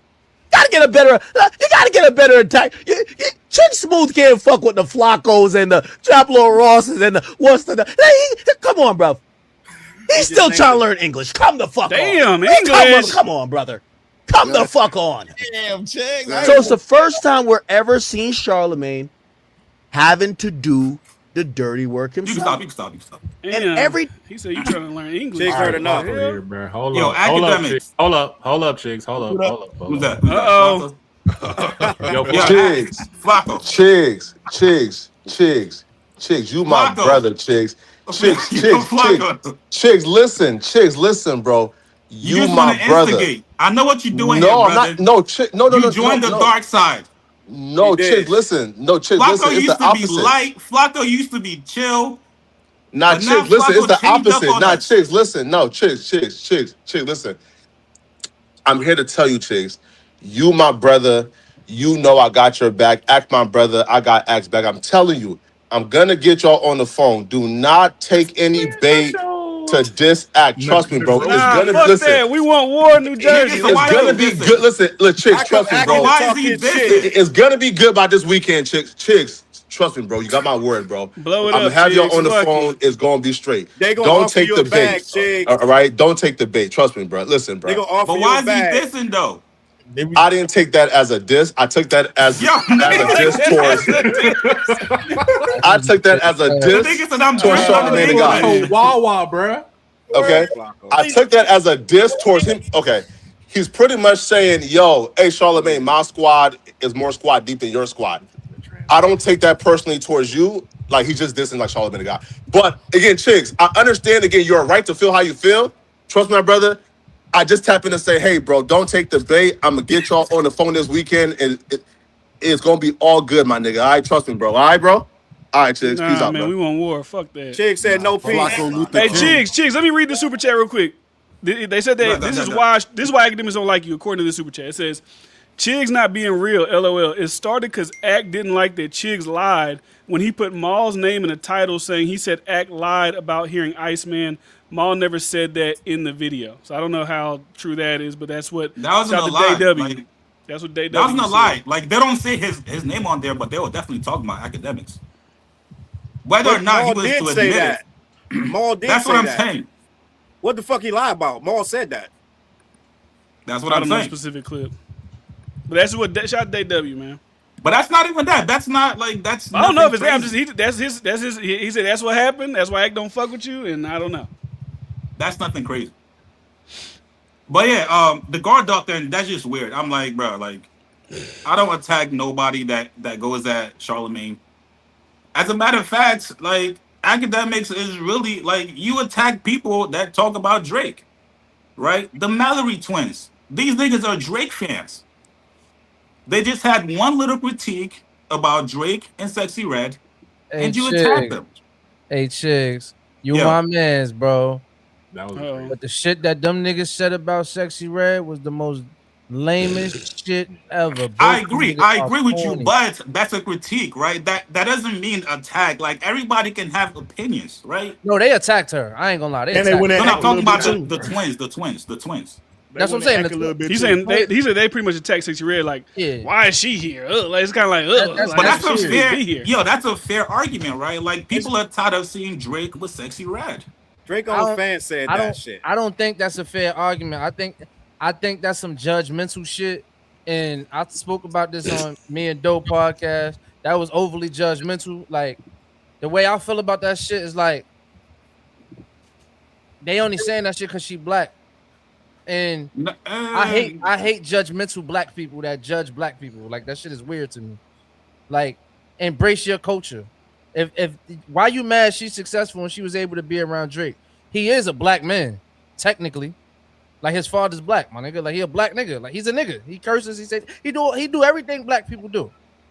Just because he's around Sexy Red, they said he's using her to validate his blackness. So why y'all don't have that outrage for Future? Why y'all don't have that outrage for Gucci Man or any other nigga from the hood that he deal with? Just because it's Sexy Red and she make the music she make, he's using her to validate his blackness. That's crazy. Sexy Red has lip gloss named after venereal diseases. That's cool. What's that mean? What that mean? That's why people have a problem with her persona. That's marketing. So we can't. Oh no, wait. We can't just gloss over that. We can't just gloss over that. My thing is, if that's authentically her, but wait, then what's the problem? But no. Hold on. That's her. Hold on. We if we gonna talk about it, we can't just say, oh, she's black. Da da da. It's the way you present yourself. Her having that lip gloss got to do with her hanging out with Drake. Because what I'm telling you is people feel a way about her, and I'm not saying they right or wrong, but you're calling judgmental. But look at how she carries herself, and look at the things she says. So a lot of people don't like it, and they want Drake to have a higher vibration. So they're looking at it like, what is he doing with her? Who else is nitpicky though? Let's be honest, man. Who else does he do features with that raps like her? Can I say something? Lil Yachty. No, Lil Yachty raps like her. No, it doesn't. I don't see much of a difference for me personally. Can I say something real quick? Drake don't even talk like that. Can I say something real quick? Music like that. Hold on, one mic. Let Jay go, bro. So if I'm a fan of Drake, I'm like, or not a fan, I'm like, why is he dumbing himself down to make music like that? See, but you're talking about music. They're saying, why is he just... they're talking about the World Cup. Why is she even with him in public? That's essentially what they were saying. Like, she shouldn't be near him in public. But the music is one thing. I'm a Drake fan. I don't care for, like, the Sexy Red stimulus pack. I don't care for that. But, like, just seeing him in public should have made me like, Man, Drake, come on, he being with sexy, like, come on, man. He He should be with that's sexy. a fair critique, brother. Yo, y'all niggas talked about Jay-Z's hair for like a whole month, my nigga. Who is y'all? Y'all is doing a lot of heavy lifting. Y'all is doing a lot of heavy lifting there. It's hypocritical. It's gaslighting, and they moved the shit, the goalposts. Can I say something real quick? Yeah, Jay, go ahead, bro. All right. So I think the comment that the Mallory brothers or the twins made is a very layered comment. It's not something that you can address just by saying one thing, because they were saying two things at the same time. What they said in Drake trying to validate his blackness by being around Sexy Red, that comment itself invalidates who Drake is as a black person, because any black person doesn't need to validate their blackness. You're either black or you're not. Drake is black. So, and then the other part of it is they attacked Sexy Red's character and who she is as a person, where they're saying, oh, people should have higher standards for themselves, etc. Now, do I believe in naming products, lip gloss products, after venereal diseases? Absolutely not. And Charles, I agree with you here. That's something I never thought I would say. I do agree. She should be a better role model. She went to a high school and she was smoking weed and they didn't let her inside the school to perform. So there's many of her actions that are questionable. I don't agree with questioning the relationship that her and Drake have. If they're friends, if it's business, if it's personal, that's their business. They can hang out around each other if they want to. Them hanging out around each other doesn't validate each other's blackness or each other's wealth status. Those are just two individuals who enjoy each other's company, and Drake values loyalty. That's all. Every conflict Drake has been in, she stood by him, said, that's my brother, called him whatever name, my baby daddy, fake baby daddy. She stood by him at every step of the way, and she's been rewarded with his continued presence and glow. And that's just what it is. Can I add something to that too? Like, it's just nitpicking, because it's like throughout all of hip hop. But that's what fans do. That's what fans have been doing. Well, I'm talking about us up here. I'm talking about us up here, the people that, on the opposite side of this conversation. Because it's like, we ain't had strippers in videos throughout hip hop. We've had Trina, Lil Kim, Nicki Minaj, Cardi B, rappers talking about all type of diabolical stuff. And when it's Sexy Red, this is when we get the pick. We got dudes talking about selling drugs, shooting people, but this is where we pick, where we decide where somebody should have a moral standard of what you say, Drake should have a higher moral standard or something like that. Like, I don't know what the exact conversation was, but it's like we see Doechii getting naked on stage. Like, bro, what are we talking about? So it's like throughout hip hop, kind of what I don't see Brody's name up there. The guy that's in the middle top above Jay, he was saying like you got to embrace the culture. Like, that's pretty much a part of that, because like it's so much positive and negative that come with hip hop, but it makes a beautiful story in the end. And when we start picking like, oh, Sexy Red, like, bro, what are we talking about, bro? Like, we used to love BET Uncut. Have y'all seen the old Snoop Dogg videos and shit? Like, come on, bro. Let's not do that, bro. Yeah, I also think if he would have been at the World Cup with Cardi B, who says wet ass pussy, does all the shit she do, there would have been no conversation about it. Nobody would have said, why is he with Cardi? She does all this degenerate. Nobody would have said nothing. Nobody would have said nothing. He's tripping. Nobody would have said nothing if he was at World Cup with Cardi B. I agree with that. Because when Ray played me the clip, I just looked at it like, yo, I get what y'all saying. And I even got what Charles was saying. But their whole thing was, yo, this make Drake validate his blackness. He wear her, he look at her like a FUBU jersey and all this shit. And I'm like, damn, so how he look at 21 Savage and them niggas? He wear them niggas like Timbs? That shit is like, he wear them niggas like do-rags? Like, I'm so confused. And even when they said that, right? Like, just look at all the pictures with Drake and Sexy Red. Does he look like he's like black or whatever they're trying to say? Like, exactly. He's giggling, smiling, he's doing her hair. Like, what is he presenting with being around Sexy Red? Like, they comments were weird, distasteful. They owe her an apology, and they mad she got more money than them. Period. All right. I think they could have said that a little bit differently. Can I read a super chat real quick? Shout out to Miss Get Rich or Die Trying had more commercial success than the Black Album, but the Black Album was a better body of work. So I got to say that. I got to get that chat out there. 4,000 IQ hip hop brainiac. Kendrick hang out with black women equals good. Drake hang out with black women equal bad. Genius level thinkers. I mean, what was the other? Chigs, you done? Oh, Chigs isn't even here. Okay, so I guess his academics rant is he over. doesn't act smooth, man. I never thought Chigs would be that kind of person. Yeah, so anybody got what's the next topic? Let's do one more. Yeah, Warder, you the moderator. What's next? Fucking laptop fucking up. All right. let's see, what was next? Probably the Poleg LLC thing. The little Poleg LLC. Charles Gotta figure Brown it and out. Ephraim Daily. They were on Twitter. Gotta figure it out. Would y'all like to address y'all a little back and forth y'all had on Twitter about the Poleg? It was quick. Just because Charles said that the Ville's video was like a, I remember what did you say it was like a masterful deep. What did you say? I said the Ville does great work because he made a video pointing out that the investors that are being accused of helping Roc Nation form these lawsuits against Drake are being tied back to Jay-Z, Roc Nation and Jay-Z, and Polog LLC was the main guy in the thing. What I had said was Polog LLC had over 800 investments, but it really, D-Fran corrected me. He said it wasn't Poleg LLC that has all the investments. It was it Indirect? Insight. Insights Partners. Yeah. They financially backed Poleg, and they have over 800 investments. So what the real conversation was, it's a small detail that whatever, but the conversation was about how that one company has over 800 investments, but academics and What's the Dirt are pointing and saying, look, they invested in Jay-Z. I mean, they invested in Roc Nation in a roundabout way with Polog. So that is the link to show that they are involved with the stake lawsuits. So that's what we were talking about on Twitter. It wasn't a long conversation, but go ahead and kick your shit what you want to say. All right, boom, here we go. Wait, what's the backstory? What's the backstory? The backstory is, all right, so what happened was Academics pulled up the Pacer account, right? Because there was an update in his lawsuit. Because this isn't about the Virginia case. This is about the New Jersey one that he's a part of. Because I think that's the only one Academics is actually named in. And I guess in New Jersey, if you have a third-party funder of your lawsuit, you have to disclose who that is. And so this Poleg LLC was disclosed as the funder. So what we like, okay, well, we see who's funding the lawsuit. The only thing what did Charlamagne say about you? Intellectual curiosity?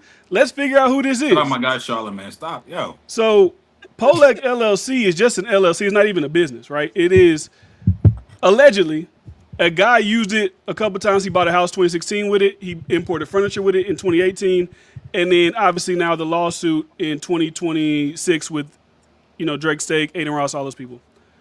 So the guy who we're assuming owns his name is Tamir Poleg. He is a tech real estate Israeli investor. So the question even begins there is why would that guy give a damn about Drake Stake, Aiden Ross, botting music, anything like that? So that's a real question. Like, why would that guy care about that? But then when you get to the links, right, because y'all said, Insight invested in 800 things. They got so many. But the difference is if you go to Insight's website, each managing director has their own investments. So Dinesh Preka, who is a high managing director at Insight, is invested as one of the leaders of the investment into Real Brokerage. And he's also one of the lead investors into Fanatics. So that's where that, I guess, bridge ties together because in 2021, him, Roc Nation, I think, what was it called, SoftBank, they did like $320 million for Fanatics, regardless, right?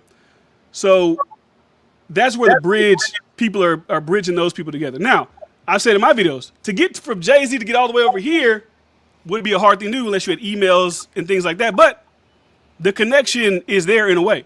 Because even a guy who was a founder of the Real Brokerage with Tamir Poleg, his name is like Guy Gamzut, him and the Dinesh Preka guy for Insight were on the board with each other of something called Media Mind in 2010. So we're just putting these things together. That's all it is. And then Dinesh Preka is a chairperson of Fanatics, right? So he's there. And then once that investment came in 2021, that's when they started Fanatics Gaming and Sportsbooks, which Jay-Z is a vice chairman of and some type of board member, director, or whatever. So that's all it was. So when they say the bill debunked it because he said they have 800 investments, I mean, they do, but, that's how it is. So the connection is basically, I guess Jay-Z is using Fanatics lawyers to fund these lawsuits. Well, no, like I said, they're claiming that they're using an entity over here to fund the lawsuits. That's what that's just the connection between. But is it Jay-Z with Fanatics and not with Rock Nation? Just to be clear. Jay-Z and Fanatics.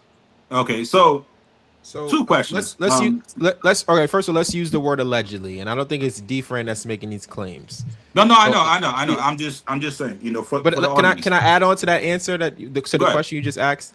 I know you said is it Jay-Z and Fanatics. So Rock Nation and Fanatics Sportsbook have the same interest.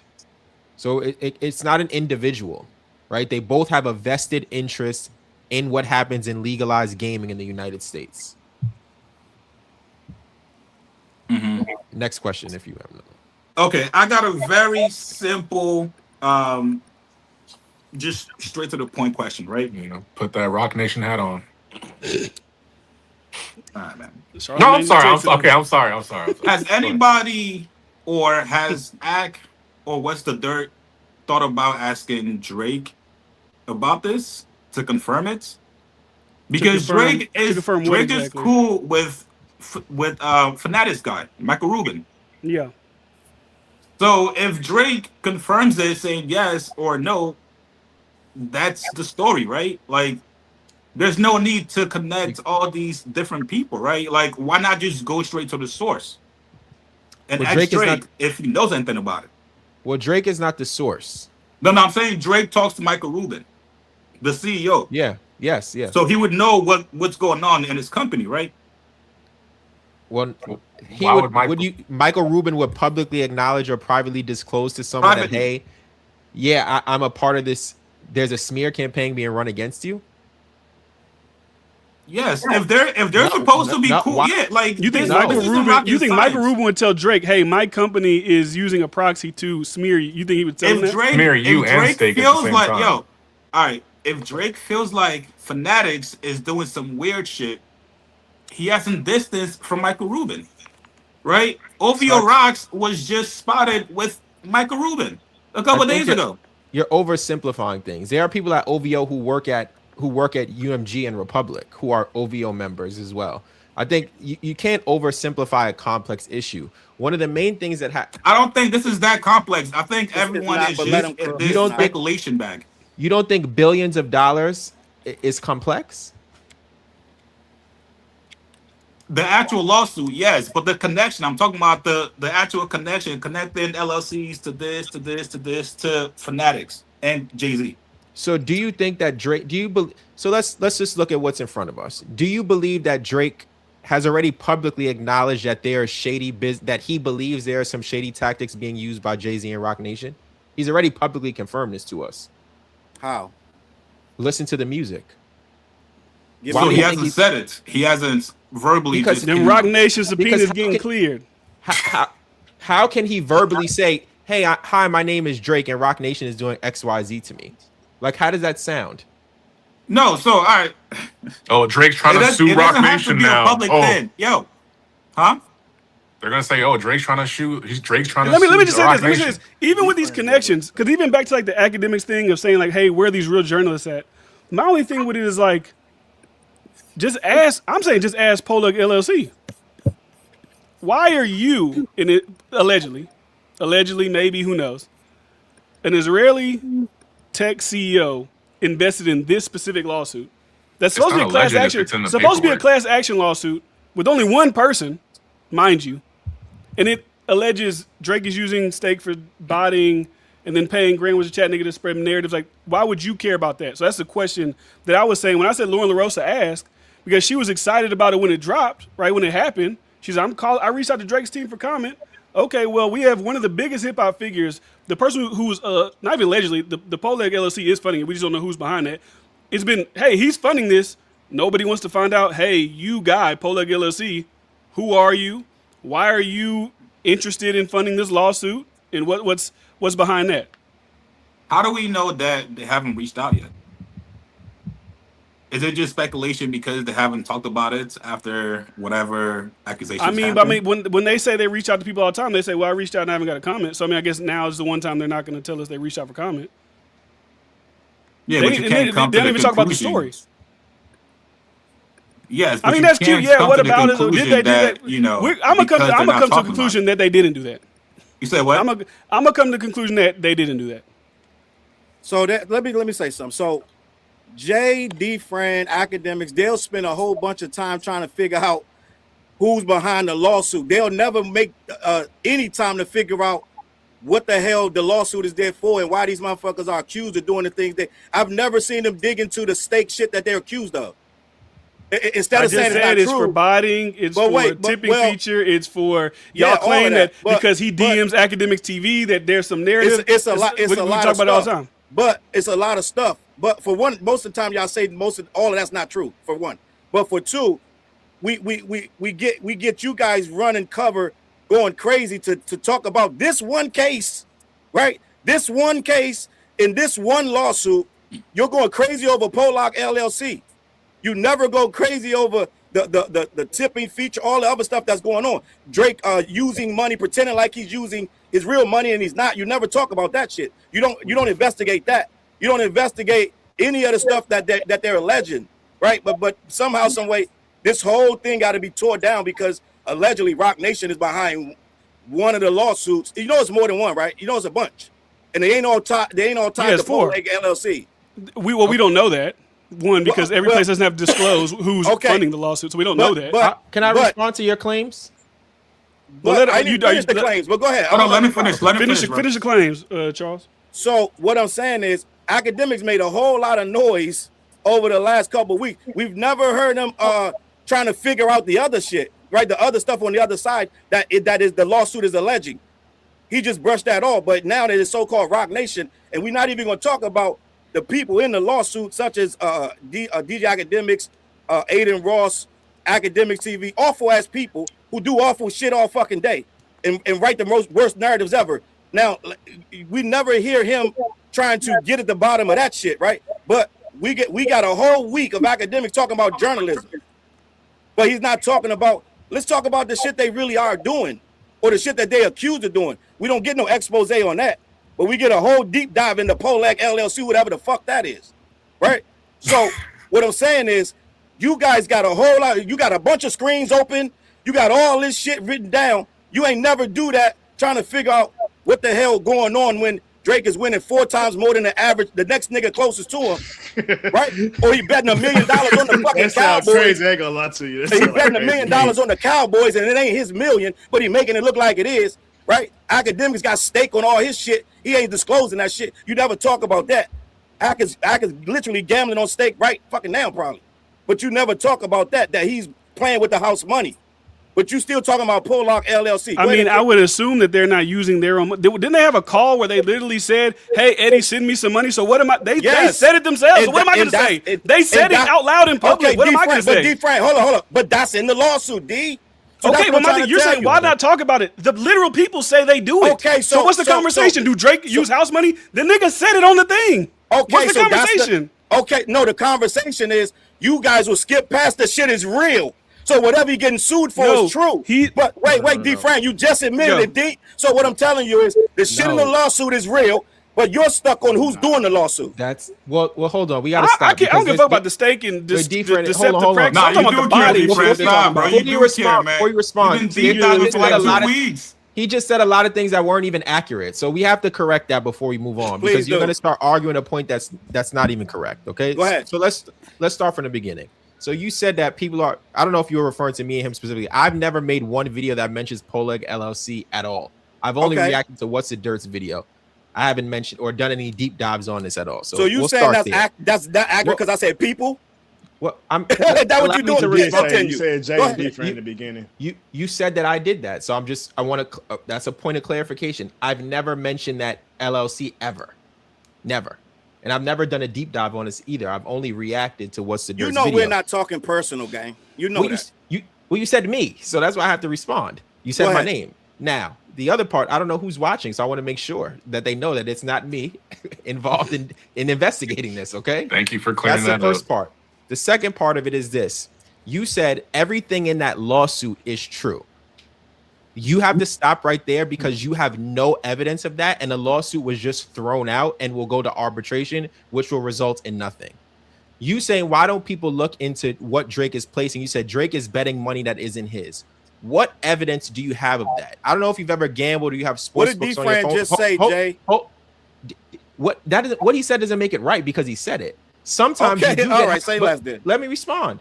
Sometimes you do get bonuses and sign-up money. Drake is signed to stake. So we don't know what's in the contract. The contract could come with $500,000 worth of monthly spend that you can be reimbursed for from the house. That is standard. But no, I'm saying the truth.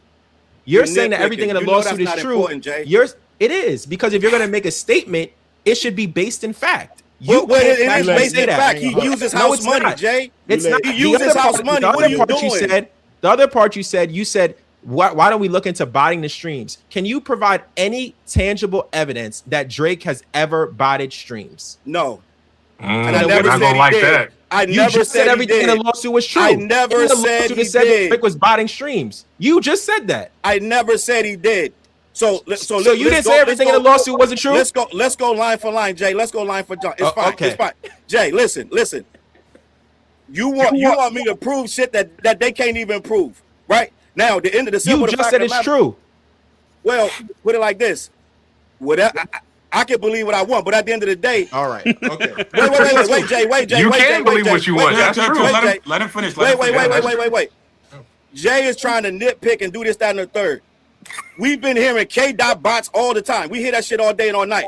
Nobody can prove. Wait, Jay, let me say this. Nobody can prove that either, right? But what I said is, when I said everything, that was hyperbolic, Jay. I know you're trying to win points, but you know that I said everything is true. Oh, so you're gonna say, well, everything is true. Then you're gonna, Jay, listen, everything you just ran through is you're trying to nitpick. None of that shit, none of it can be proven or not. So to try to say, can you show proof? No, but the lawsuit has merit. It has merit. It doesn't, which is why it was thrown out. It doesn't, which is why 7 of the 8 claimants don't even have stake accounts, but they're accused of knowing stakes in the workings. There is no merit. How can you logically explain to me how someone could sue a platform that they don't even have an account on? Jay. How's it possible? When I first reported on this, I said it's flimsy. That's not the point, Jay. We know that the people didn't have stake. I said this months ago. Most of these gambling sites, most of these gambling lawsuits don't go nowhere. I said that, but they still got filed. Okay, for one, they still got filed. Okay, for one. So the point is not that it's true or not true. The stake is very powerful, Jay. They're not going to lose a lawsuit like this, Jay. So you saying that it just because the judge threw it out. So I guess the whole thing that homeboy was talking about earlier with the battle, that wasn't true either. So what I can play like you. I can sit and say, well, the whole lawsuit against UMG got thrown out, so none of it was true, Jay. So we can sit here and play games all night. I can say everything in the lawsuit against Drake's lawsuit against UMG got thrown out. Hold up, Jay. Everything in the lawsuit. How was it a reach? He when you look at the 7 what people you just tried to do. Hold on. That's called a false equivalency. What you're trying to do right now. No, Jay. Can I finish? Yeah. You said the lawsuit got thrown out, as if to say that meant it wasn't valid. So if I go back and say the UMG lawsuit got thrown out, so that means it wasn't valid. How is that a false equivalency? Because they were both thrown out for 2 different reasons. Defamation. They both were thrown out, Jay. Jay, you're going to sit here and nitpick. No, Jay, you're being disingenuous, Jay. So what you're doing is trying to do a false equivalency, right? So again, how was it false? They both got thrown out, Jay. They're thrown out for 2 different reasons. It doesn't matter. Defamation of character. Wait, Jay. No. I'm not going to let you do this. You're going to talk over me because you don't want me to explain. Where's the moderator at here? Let's get 1 minute, 1 minute. All I know is Drake cutting me off. Let him finish. I ain't gonna lie, Charles. I sit here quiet for 8 minutes, 10 minutes. And then when I start talking, Jay starts wagging his finger saying no. And then he comments. So what I'm telling you is he's cutting me. So I'm trying to figure out. I'm trying to figure out what we talking about. All right, Jay, go ahead. What I'm saying is this, right? Okay, if that's your basis that it got thrown out, then I can go back and say, well, the whole UMG shit is false too. You can't have it both ways, Jay. You can't say just because the judge threw it out that it wasn't right. Okay? So they didn't prove it. They had a weak case. Don't mean that these motherfuckers wasn't gambling with the house money. And it don't mean that Stake is illegally skirting the rules, which is what the lawsuit says. The lawsuit is saying that Stake is gambling illegally in the states. That is a fact. So they really are, and they've used the state sweepstakes coins to get around the fact that you're not supposed to gamble in the U.S. They're using those sweepstakes coins to do it anyway. That's what the lawsuit is stating. That's the first thing in the lawsuit. It ain't about no bots, none of that. It's about the real lawsuit is the first one that started and the ones that followed is that Stake is gambling illegally in these states. That's the bottom line of the lawsuit. It really don't even have nothing to do with Drake. It really don't have nothing to do with Drake. Okay, do you really understand what the lawsuit's about? It's not about Drake. The ones that's tied to Ack and Drake. Man, all right, let Jay respond, bro. Jay respond. But okay, then I'm gonna shut up after this. So okay. The lawsuits are about Stake not gambling illegally in the states. That's what they're about. So by them getting thrown out, in essence, you're saying that everything in the lawsuit didn't matter. So I'm doing what you do, and I'm saying, so then I guess the UMG one didn't matter. Didn't matter why it's thrown out, Jay. You said carte blanche is thrown out. So we're gonna do that. If we're gonna do that, we're gonna do that. If it's thrown out, it's thrown out. All right. Okay. Now, you said a lot, so I'm gonna try to remember. So lawsuits can be thrown out for multiple reasons, right? There's not one reason why a lawsuit gets thrown out. And just because something was filed doesn't give it merit. I can file a lawsuit tomorrow. That doesn't mean it's true, right? The basis, now you tried to conflate 2 points that we have to separate. I know that the main issue of this is not Drake. I understand that Drake is on one side of a business that is a threat to another business, and he's just the biggest face of it. I understand that. I've said this in my videos that this is bigger than Drake and it's bigger than Jay-Z as individuals. This is business. I get that. But the part of it is the reason why this lawsuit has no merit, and I know that the claims are baseless, is just based in the fact that we can say 7 out of 8 of these people or 6 out of 8 of these people did not even have Stake accounts.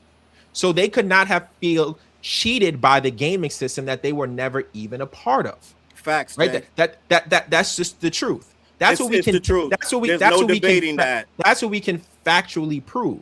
Now, underneath that, there are other claims in there. The case was weak, Jay. Are they running? They're running a botting farm, and they're using this stake to inflate Drake's popularity, which again is a baseless claim because Drake was more popular in 2018 and 2017 than he is right now. He was more popular. His image was better. So that don't mean he's not botting, Jay. Hold on. No, hold on. I didn't say that. I Jay, said that don't mean he's not botting, Jay. I didn't say that. You got to listen. I didn't say that. I am listening. I'm going to correct you. No. I didn't cut you off because I didn't say that. I said that the lawsuit claims that they're using this to inflate popularity. Now, I want to go back to the evidence of botting. I asked you, can you point to any tangible piece of evidence that would show that Drake is botting? Because let's think for a minute. Is Drake botting, and why would it happen, and what numbers would indicate that? When your stream, let me stop right there. I never talk about botting, Jay. But Jay, no. I never talk about botting. So asking me about botting. You just did. Jay, you definitely did. The lawsuit says that I'm not here to prove botting, Jay. The lawsuit says that I'm not here to prove botting. So you're wasting your breath. I'm going to agree with that. That's in the lawsuit, is it not? Yes, but I'm not here to prove botting. But you said everything in the lawsuit is. You said everything in the lawsuit was right. All right, so this is what we're doing. Like, I get it. I hear you, and I hear you, and I understand. But let's move forward from the botting, dog. Like it's ridiculous now. It's like it's silly. Go ahead, finish. Okay, Jay, continue. Well, I don't know, man. I think we started with everything was true, and now because he's stuck on this botting shit, and he want to read it. Go ahead, read it. I don't need to go to the botting. I just talked about the merit of the lawsuit in terms of the individuals as well. I understand. Which I said is the lawsuit is weak. So you seem to agree more with us than anything. But yes. I don't know. I'm not here to debate the lawsuit, Jay. Me either. That's not what I'm here for. I'm just telling you that you guys seem to be stuck on trying to get all the details of the lawsuit. You're really the only thing that I can't even argue with is botting because I don't have no proof, so I don't try to do it. You're going to get stuck on. He said everything is true. Listen. The simple fact of the matter is, I don't care. I don't try to prove botting. I never ever say he's botting. At the end of the day, There is no did no react to proof that. about it. I think you did react, and you have made videos about Drake botting on your channel. So I don't know if Okay, that's so true. A lot of end of them. the day, Jay. I just want to know the end game. What is the I've end said- game? What I do can y'all answer think that the question end for you, game Ray, is? in a minute. I'll answer that. Yeah, I feel The like we end got game? low. So what's the end game? The long picture is this. Again, I know everyone's digging into these things. The fact of the matter is people are competing for market share.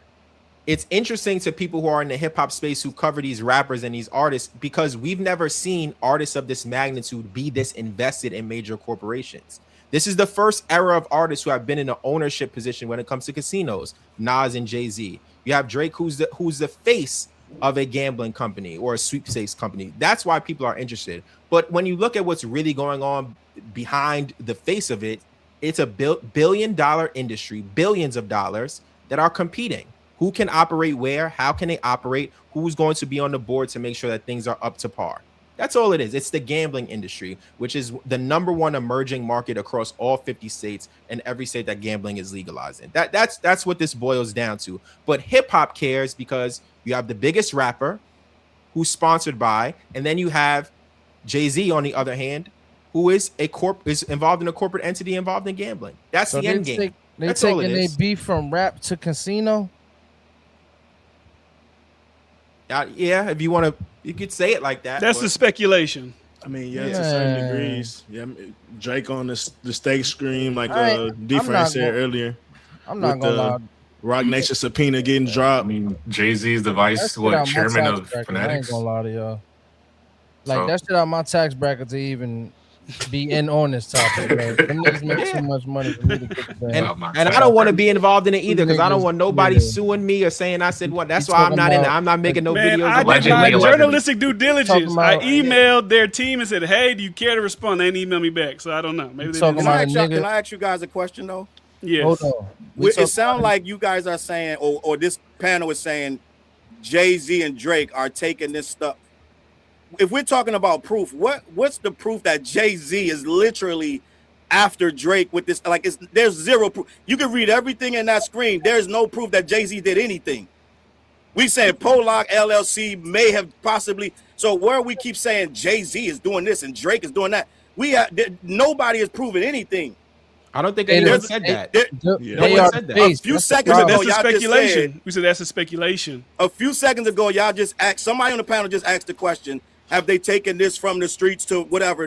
So I'm trying to figure out, there is nothing that shows either of them done anything to anybody. Now, we both know that Academics has been trashing Rock Nation and saying this, that, and the third, and we assume that Rock Nation is retaliating. But at the end of the day, I look at it like they've been attacking them. They're attacking back. Let them fight. So that's the thing. I don't even want to get caught up. If you've been paying attention to my Twitter, I don't give a shit about who did what to who. I don't never argue that. I'm only even in this conversation because you guys are talking about it. I don't care. I'm like, Academics and Academics TV been trashing these motherfuckers. They fighting back. I don't care. I don't care if Rock Nation is behind it. I've been very vocal about that. They should be. They should be behind it. They should be fighting back because they get trashed every single day by Academics TV and Academics. So I don't understand why that's never discued. Academics never talks about how that's around. You can't sue over tweets. That ain't hip hop.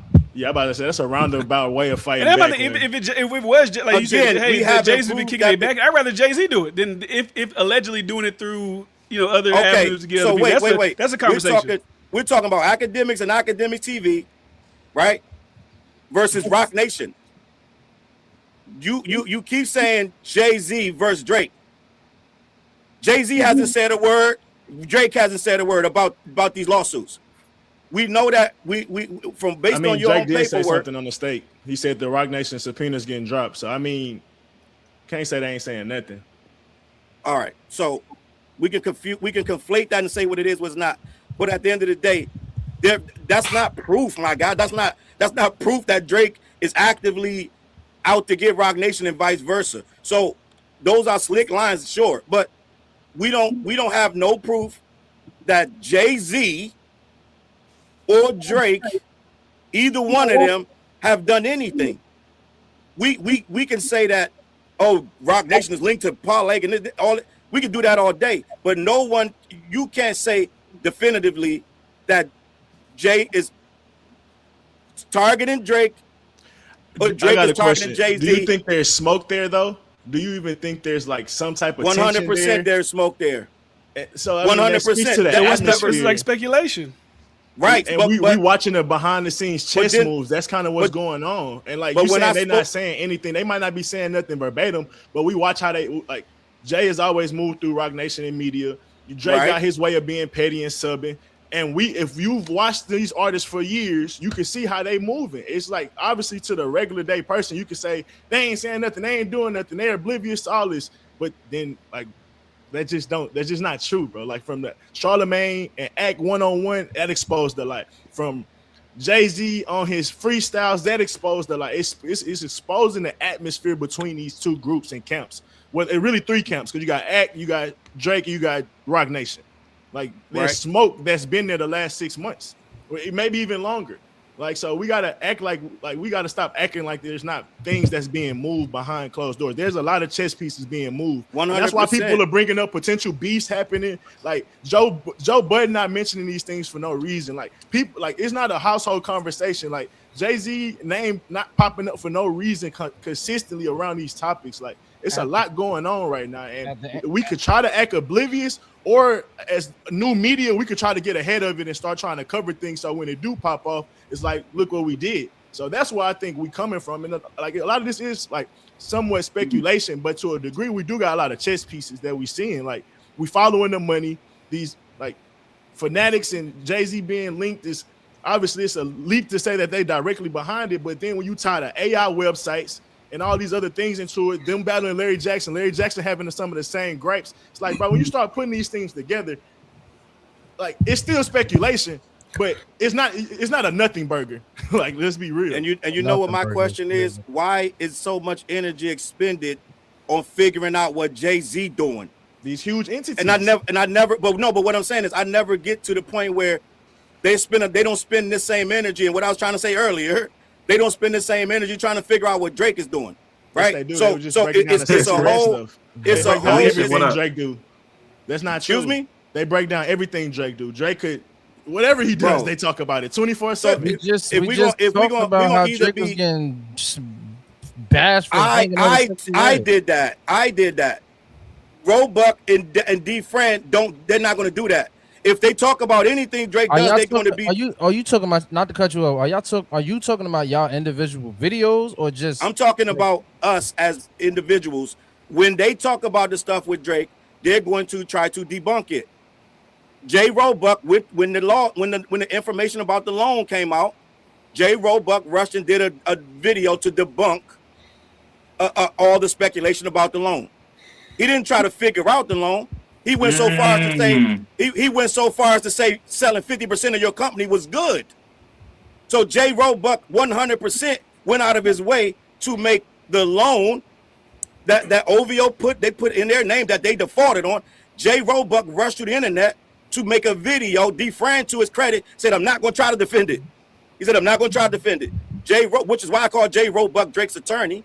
I mean, his accountant, because Jay Roebuck went to the internet and made a whole video about why those loans weren't so bad and why they weren't defaulting and this, that, and the third. He broke down all the money that OVO makes. He the one that showed you about the clothing, everything that he did a video. So what I'm saying is, great video, by the way. Thank you. So what I did was this. What I broke down to people is, I think a common narrative on the internet when that came out was Drake is broke, OVO is broke. So what I did was I looked into the finances and explained why a company would potentially sell 50%. What's y'all backstory? Like y'all got history but Drake, you tried to make they got smoke, real smoke. It's just Twitter shit, man. There's a section of the internet that is upset at me because I go on these debates and I make light work of people who run with internet narratives. No, they put crash dummies in front of Jay and Jay crashes them out. What debate you be on? Like debating like on some. It'll be like one Drake fan versus 5 Kendrick fans. I do music. I do basketball debates where it's me versus 10 individuals too. So it's sports, music, and Charles don't like that shit. A lot of people don't like it. Nah, that shit's good content, man. I love that shit, Jay. People that don't like Keep it going. Nah, cause I ain't gonna hold you. Y'all niggas been talking for 45 minutes. And It's just like, it's a lot going on. It's just like when Charles, you say, why don't you cover the botting or the academics TV narrative? It's like it's there. Like we've seen the messages leak between them, but the messages that leak between them is them just they talk about shit. They're not saying like, hey, go get this guy. Hey, go get that guy. Hey, it's just like he says, hey, the Not Like Us video dropped. Oh yeah, I seen it.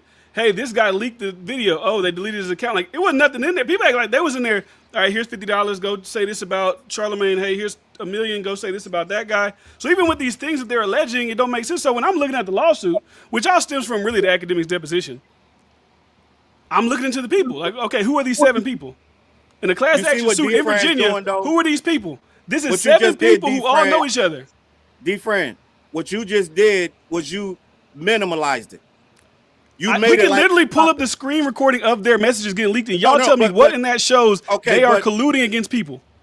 But they're literally colluding. This is what I'm talking about. They're talking to each other. They're not colluding. They're not saying Drake Jay-Z is talking to a tabloids, a smearing site that smears Kendrick, SZA, and everybody else, and Drake is in cahoots with them, and you're trying to minimalize it, D. He's the biggest artist in the world. We're reading what they're saying to each other. They're not talking about anything like nefarious that everybody's claiming that they're talking about. Like I said, you're minimalizing it. And that's what I'm talking about. D-Fran, J. Roebuck, Drake's accountant, they run out here and run cover for him. And what's the dirt too? He just went live with some shit. So what I'm saying is this. You can't have a genuine conversation. Yo, what you got? Post notice for dirt? Not too much on Matt, bro. Not too much on Matt. I did. I don't know why.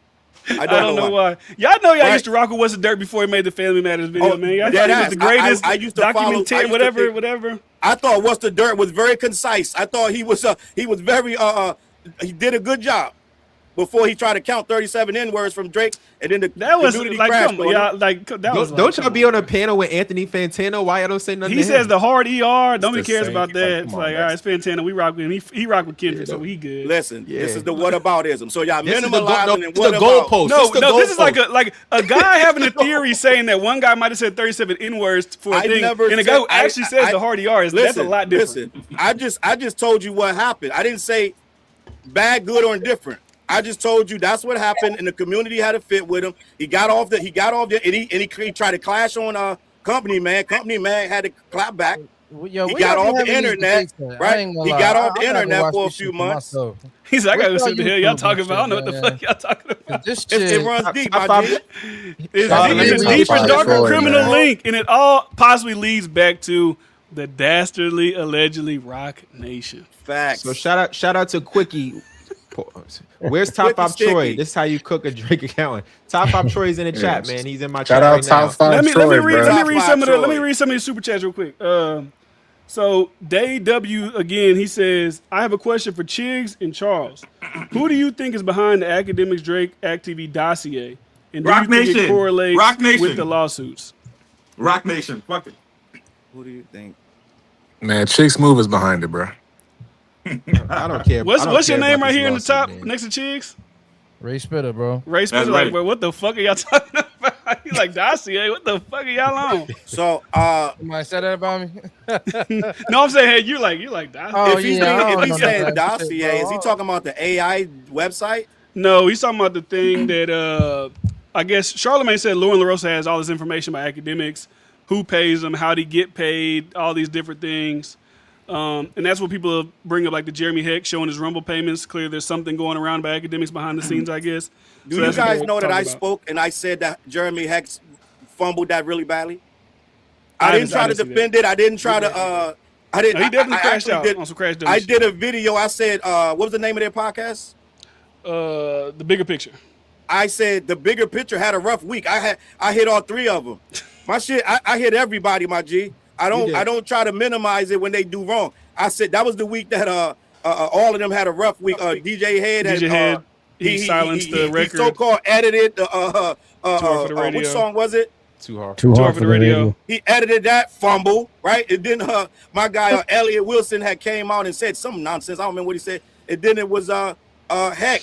And I was like, Heck is my guy. I love the niggas, this, that, and the third, right? But at the end of the day, I said, bad move. So I didn't try to spin it, minimize it. And I said, when I did the video, I said, listen, it hurts me. It hurts me to say this. Bad move. He jumped out there on academics, and academics, it was a payment for PayPal. And I said that was a bad move. So it's going to be really hard to catch me saying I went and flipped and da-da-da.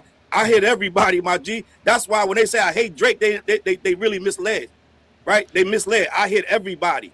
So no, I don't think you hate Drake. You're pretty objective. I definitely don't hate. I don't hate nobody. But when you do something goofy in hip hop, I'm gonna have a video about it. I bet. It is what it is. Let me read this other one. They said, if Ben Don's personal law firm also represented Nocta and were funding lawsuits against Jay-Z, these guys would say the proof is overwhelming. I think he's just trying to do the degrees of separation thing. But yeah, that's all it is. I don't want nothing to do with the lawsuit or digging up information. I want nothing to do with it. Hey, the thing is, we are media, right? So they have to send us a cease and desist. We're new media, bro. You have to send a cease and desist before you send a lawsuit. I'm a content creator. I'm a YouTuber. What Send it to D-Fran. Send it to D-Fran. They can't even. What can they sue me for? These things are public SEC filings connected to you. To you. YouTube, they don't gotta sue you, but Instagram, Twitter is at D-Fran. And if they do that, that only brings more validity to what I'm saying. If I got trucks parked outside, I'm like, okay, I'm on to something. Because if I wasn't on to something, they wouldn't do that. But they haven't done that, so I'm not in it. But I agree with you. Like I said this in my video. I said academics has a lot more power than like all of us. Now maybe because he's connected to lawsuits, he really can't do like reaching out to these people because like I don't think you can reach out to people funding a lawsuit against you. But I feel like he has resources to figure out who these people are better than I can. Like I'm just looking at filings, SEC filings, this, that. But like I'm sure he could figure private investigator, like I'm sure he could figure it out if he really wanted to. But I'll just I'll leave that there. Yeah, I really have a team videos. I ain't gonna lie to you. I just realized that shit as I was sitting here watching y'all talk. When I talked about that Drake shit with them lame ass twins, I reacted to your video, D-Frame. Shout out. The family. They called me out and said, and that fat nigga who be on the fat academics, fat Italian academics. Fat nigga that be doing the. But yeah, all right, man. That was fun. So Chigs, you got shout out anything to else, my bro? guy checking. He said Fantano wasn't even into hip hop as a youth. He was one of those trench coat mafia kids growing up. I don't know how C Brown having hip hop discussions with him. That's your man's. I guess that was in reference to what Jay said about him. So what I'm gonna do right here? I'm not gonna play the game like these guys. I'm gonna do my own thing, but I'm just gonna say this. I was never on a panel with Anthony. So I know it sounds good, but I never was on a panel with Anthony Fantano. It don't make no difference if I was, but I just need the facts to be there. It is what it is. So before that narrative gets going, and I have no problem with Fantano. So end of the day, that's not what. Let's just be honest with the situation before we even get going. That I wasn't on the panel with him. Okay, clear it up. I apologize and thank you for the correction. Not you, then I take that back. I'm sorry. Clear it up. We all make mistakes, Jay. We all say words that we may say things that maybe in are not factual, but it's okay. No. Some of us say things that are more factual more times than not. I said people shouldn't be on the panel with him, but you are correct. If you weren't on the panel, I take it back. Anybody else though who's on the panel with him, I'm looking at whoever. All right. That's your man's. All right, yo. The next topic is this whole hip hop journalism thing, right? Yeah. Do we think YouTubers could be journalists if they did not go to school for journalism? No. Can I put two and two together and piece this with that and be considered a journalist? I mean, I don't see why not. Like let's just say me with this post. I'm not saying I'm a journalist, but let's just say, and then I got a source that worked at this law firm. They give me this information, a source that worked here. And I do all the journalistic work and I put it together and I present it. And it's like comes out on some Pablo Torre shit. Why could I not consider myself, because I didn't go get a 4-year degree from and that's whatever? Like I said, if you do that work, but if you're just like regurgitating whatever, you can actually like do your own research. You just regurgitate, then I wouldn't say you're a journalist. But like, I if feel you like do the work, I feel like that's what separated. Like I feel like you gotta go to school. I don't really care for college. I'm gonna keep it a bean. Like I feel like you could be successful. Shout out my guy Ken Carr. I feel like you could be successful without college, but I feel like if you want that title, that's kind of taken away from the people that actually went and did that work and saying like, yo, I did go to school, I did get a degree for this, you know, and I guess certified in being a journalist. Like I got a journalistic degree, whatever that shit is. But I just feel like just say you're a content creator or a YouTuber, but you do journalistic work.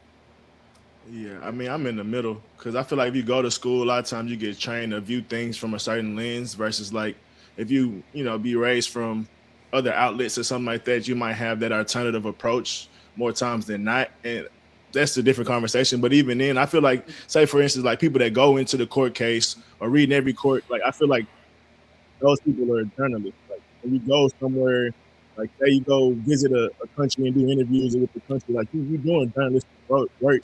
And then I think it's up to the public if you have journalistic integrity or not. I think that's really on the conversation.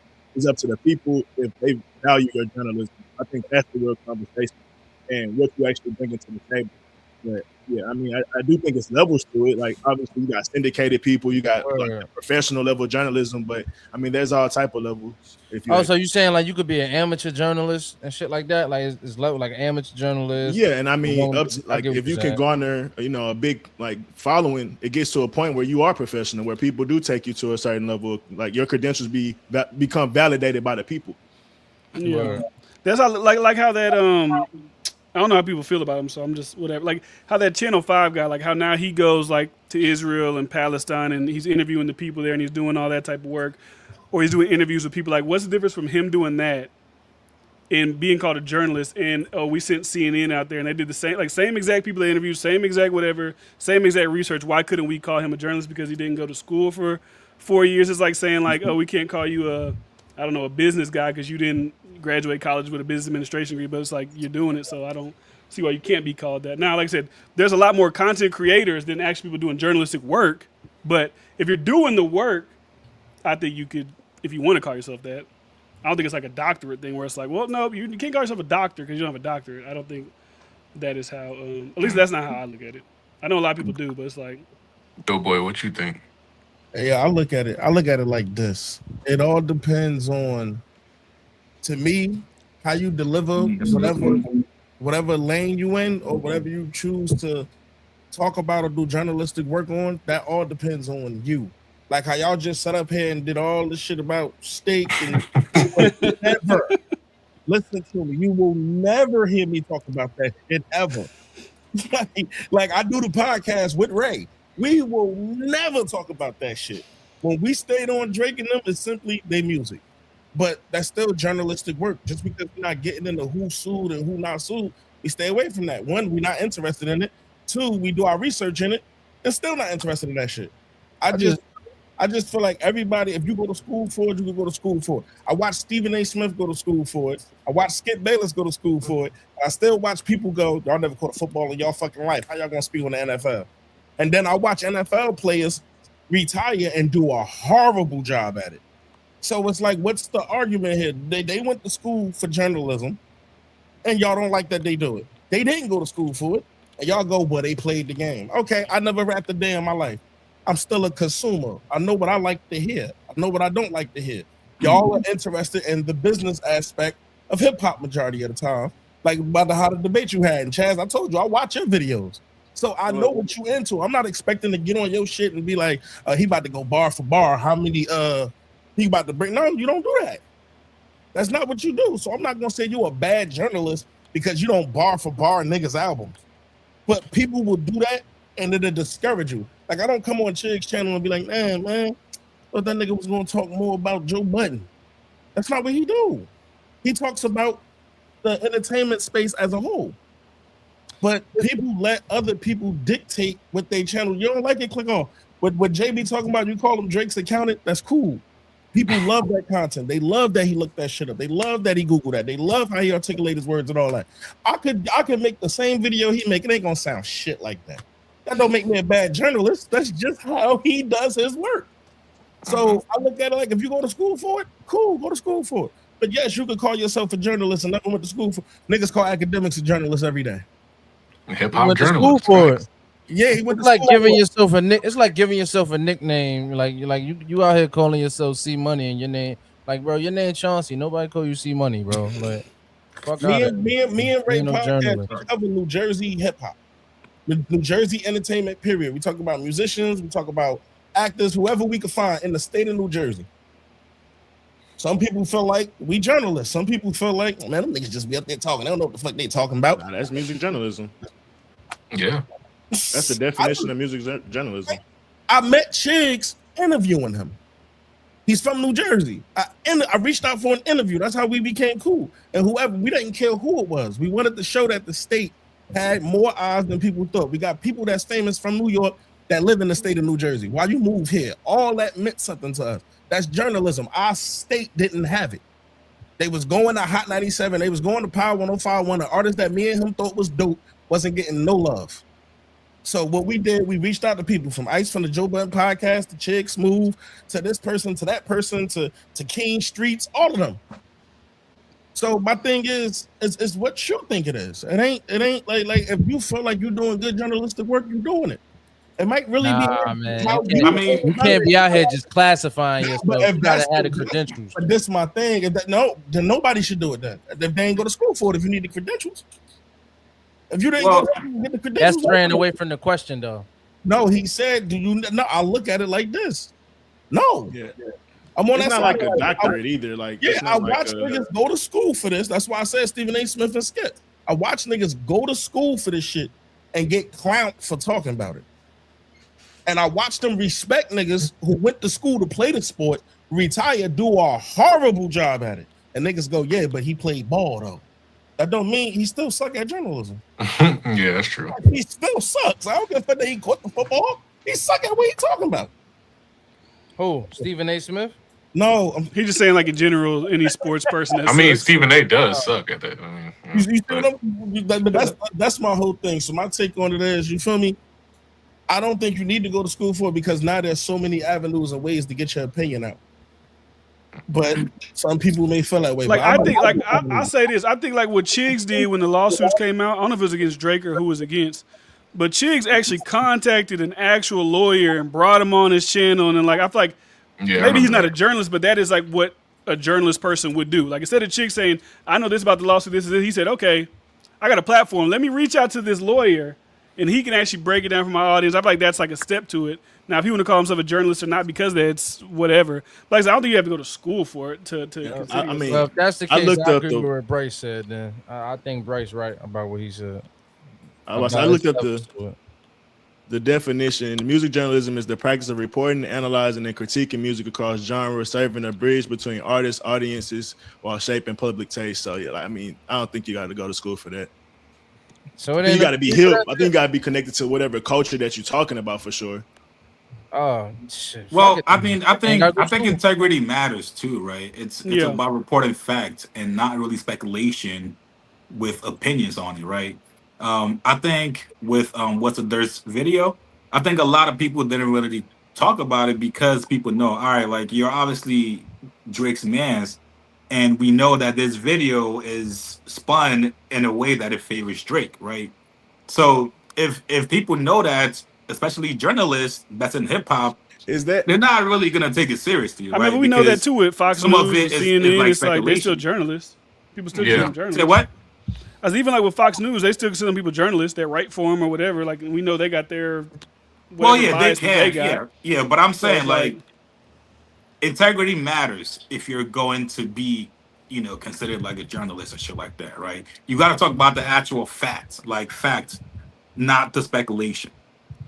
I agree. I mean, it just depends. I feel like a certain part of journalism is finding the links between the speculation too, and then sometimes you got to report what you got, depending on what it is. Like I think it's the time and the place for everything, and for us, we talking music, we talking beefs, like. I think it's appropriate for the most part. We get a little sensitive because like these are our channels.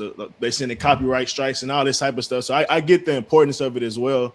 But at the same time, like it is just barbershop talk. Like if we really being honest, like just some people are just ultra sensitive at the same time. But like, Legend, what do you think?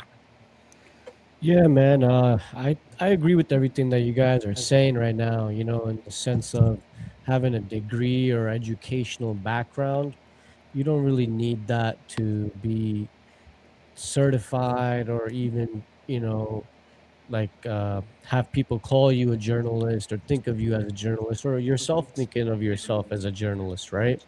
It's basically three jobs: reporting, where you're like, okay, I verified this. Then there's commentary, where you're trying to say, like, here's what it means. Then it's the content. It's what you create to have people keep watching what you're creating. So most of what we call hip hop journalism, it's the third thing, where you're making the content wearing the first thing's jacket, where you're doing the reporting. Commentary comes with it. Now, if you look at real journalism, people who do journalism and get paid for it on a 9 to 5, that has a cost structure. These reporting agencies, they all have, cost that comes along with paying these people to do all of these articles. You have to get sources, verification, legal review, and then the willingness also to publish something that hurts your own access, right? So most creators these days can't afford any of that. And the ones who can, sometimes they often won't, because access to the public perception is the business model these days. So that's why ACK and them, they are saying that these traditional journalists, they have the money, they can afford to do the journalistic research, but they're not doing it. And it's what he's just, ranting off about. And I feel like, streaming and podcasting kind of killed the editing part of journalism, because there's no fact check anymore. It's between a thought and 200,000 listeners. It's like, okay, I'm just gonna say what I want to say. Y'all can fact check it yourself. I'm not gonna do it. So my honest opinion about journalism, it's like it's not dying, but it is getting outrun, right? Outlets still do the real work, the labor reporting, the lawsuit filings, the chart forensics, and stuff like that. But a rumor moves in 40 seconds and a correction moves in 3 days. So speed beats the truth. If you go out and, like some of these content creators, I forgot one of them, Screwface Gene, he just he just says one thing. Shout out my guy and, Screw, man. Don't do that. Yeah, that's my guy too. Shout out to Screw, man. That's my guy too, bro. Shout out Yeah, shout him out. Nigeria, Shout him out. I'd love to have him on the panel, bro. You're invited, bro. No, that's good. You Love it. should, bro. But what I'm trying to say is the way his strategy is, it's smart at the end of the day. I watch his content. I used to watch it before a lot. Now I don't as much. But, there's a lot of things that go around journalism. But for me, it's the fix isn't the credentials, it's the receipts. Show your sourcing, timestamp your claims, correct yourself on camera when you're wrong. Do that for like a year, and you're a journalist, bro, regardless of what anybody calls you. You know what I mean? Okay. Charles, did you give your opinion on it? About journalism, I feel like the way that people consume it has changed it, because they don't want it to be too well thought out, too well researched. They want it to be splashy. They want it to be very spectacular. They want to be entertained with their takes. They want you to be like academics. They want you to be there just saying anything that's outrageous, and they can't sit through a 60-minute episode like they used to. Like we used to sit and watch the news for real, but you can't be that anymore. You don't need to do a lot of research. They just want your opinion. Honestly, people already made up their mind on stuff. They want you to tell it. Like with Chigs, he tells you the story and he goes about his business. He'll put a little bit of opinion in it, but he'll just tell you, all right, guys, blah, blah, blah. He's gonna tell you what it is, and then he's gonna get out of there. But they want it. They want. A lot of people already read the story. They already read it. They want to hear your opinion. So they're not even looking for real journalism like that anymore. In my opinion, I think they're looking for clickbait. That's why the best videos that do the most numbers are the clickbait, sensationalism, and that's why so many YouTubers now giving opinions like me and Jay and everybody else, because people want to hear other people validate what they already believe. They don't really want you to get to the bottom of shit. This, that, and the third. Like we could say facts all day, but people gonna not believe like some of the stuff that we talked about tonight. Some people in the chat like, I don't believe that. Some people do. And at the end of the day, it ain't even about facts no more. It's about what you believe and who you like. That's valid. That's valid. I guess the question would be like, who in hip hop media at this current moment do people consider journalists? Like, who are the journalists? Lauren LaRosa. She's a journalist. Okay. I think that's like at times academics when he goes into his like talk about court cases, when he goes into that type of bag, he has many bags. I think he kind of even referred to that. What's the dirt? Like I kind of counterpoint, like he makes 60-minute content and people will watch it and stay tuned to it. 90 Jake. Yeah, like it's like Trap Lord Ross. Yeah, I think I'm seeing Torre in the chat, Justin Hunt, Rob Markman. Also, sometimes I look at that shit like this too. Once people become a fan of you, they're not clicking your video sometimes for a journalistic view. Yeah. They want to know what you think. And other people will click your video, and this is the selective hearing shit I hate. They will hear you say, in my opinion, and still leave the comment going, you don't know what the fuck you talking about, bro. Thanks. Well, that's what YouTube is for. Like, bro. That's why the conversation is like, you just pick what you pick. Because like I said, I'm subscribed to Chad. Like I watch his content and I hear him say, in my opinion, this is what I think. And then that nigga comment section to be like, nigga, you just hate Drake. And I'd be like, damn, he did say it was his opinion. He ain't have to put no facts in the fucking description.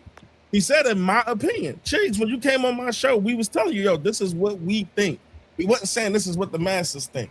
But sometimes people hear shit what they want to hear, and then they make an opinion on how you are as a content creator or a journalist. They be like, oh, he just be up there saying this bullshit. But I told you this page is based off what I think. It ain't based on me doing the Google or anything. Because there are some people out here with huge channels that do no research. What about Paul Rowe from What's the Numbers? Who is that? I don't know what it is. I know what I don't even know what it is. Yeah. I know Who is that? That's a New York. Trap Lord definitely is. Yeah, it's a New York dude. He be getting busy. Yeah, all the stories, some journalistic. Yeah, the chat don't agree. They're saying, what's the dirt? It's not a journalist. They're saying, and shout out to Stacy. He said, documentarians aren't always journalists, just to be clear. Chat been on bullshit all night, man. As soon as we say something there, like straight up. I think that's Charles chat that bullshit, man. I already know whose chat it is, the bullshit. Can I say something though?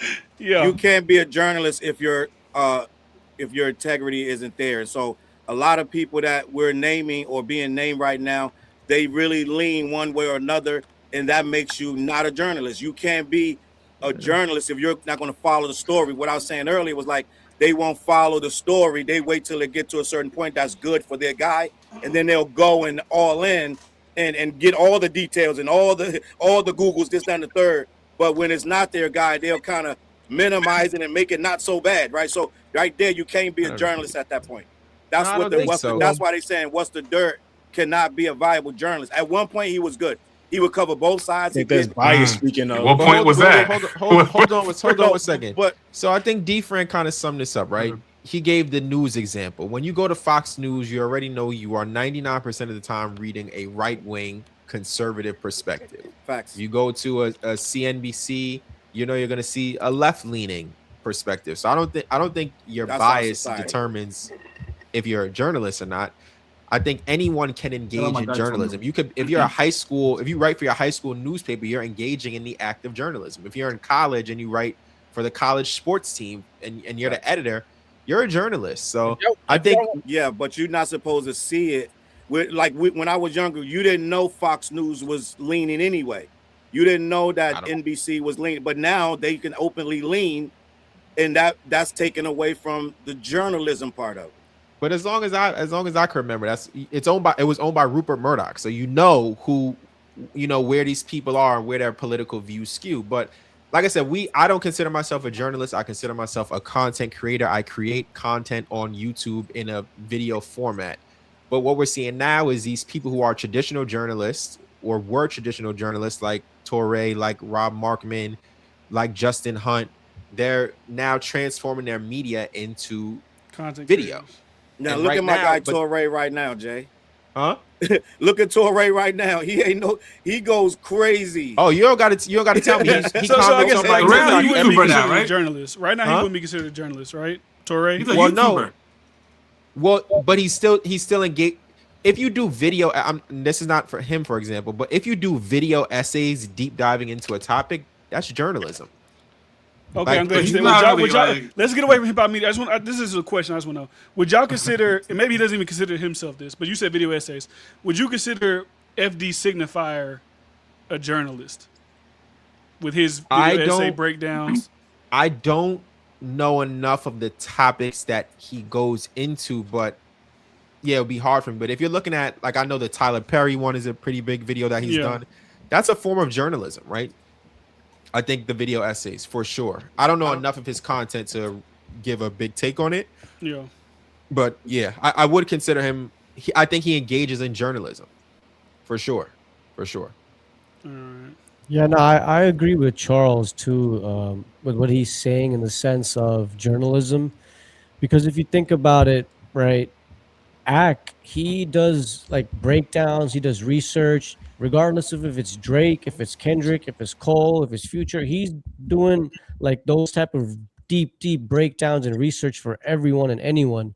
But then we got people like Lorenza, she, as soon as she finds out something bad about her side of the group, she won't report it.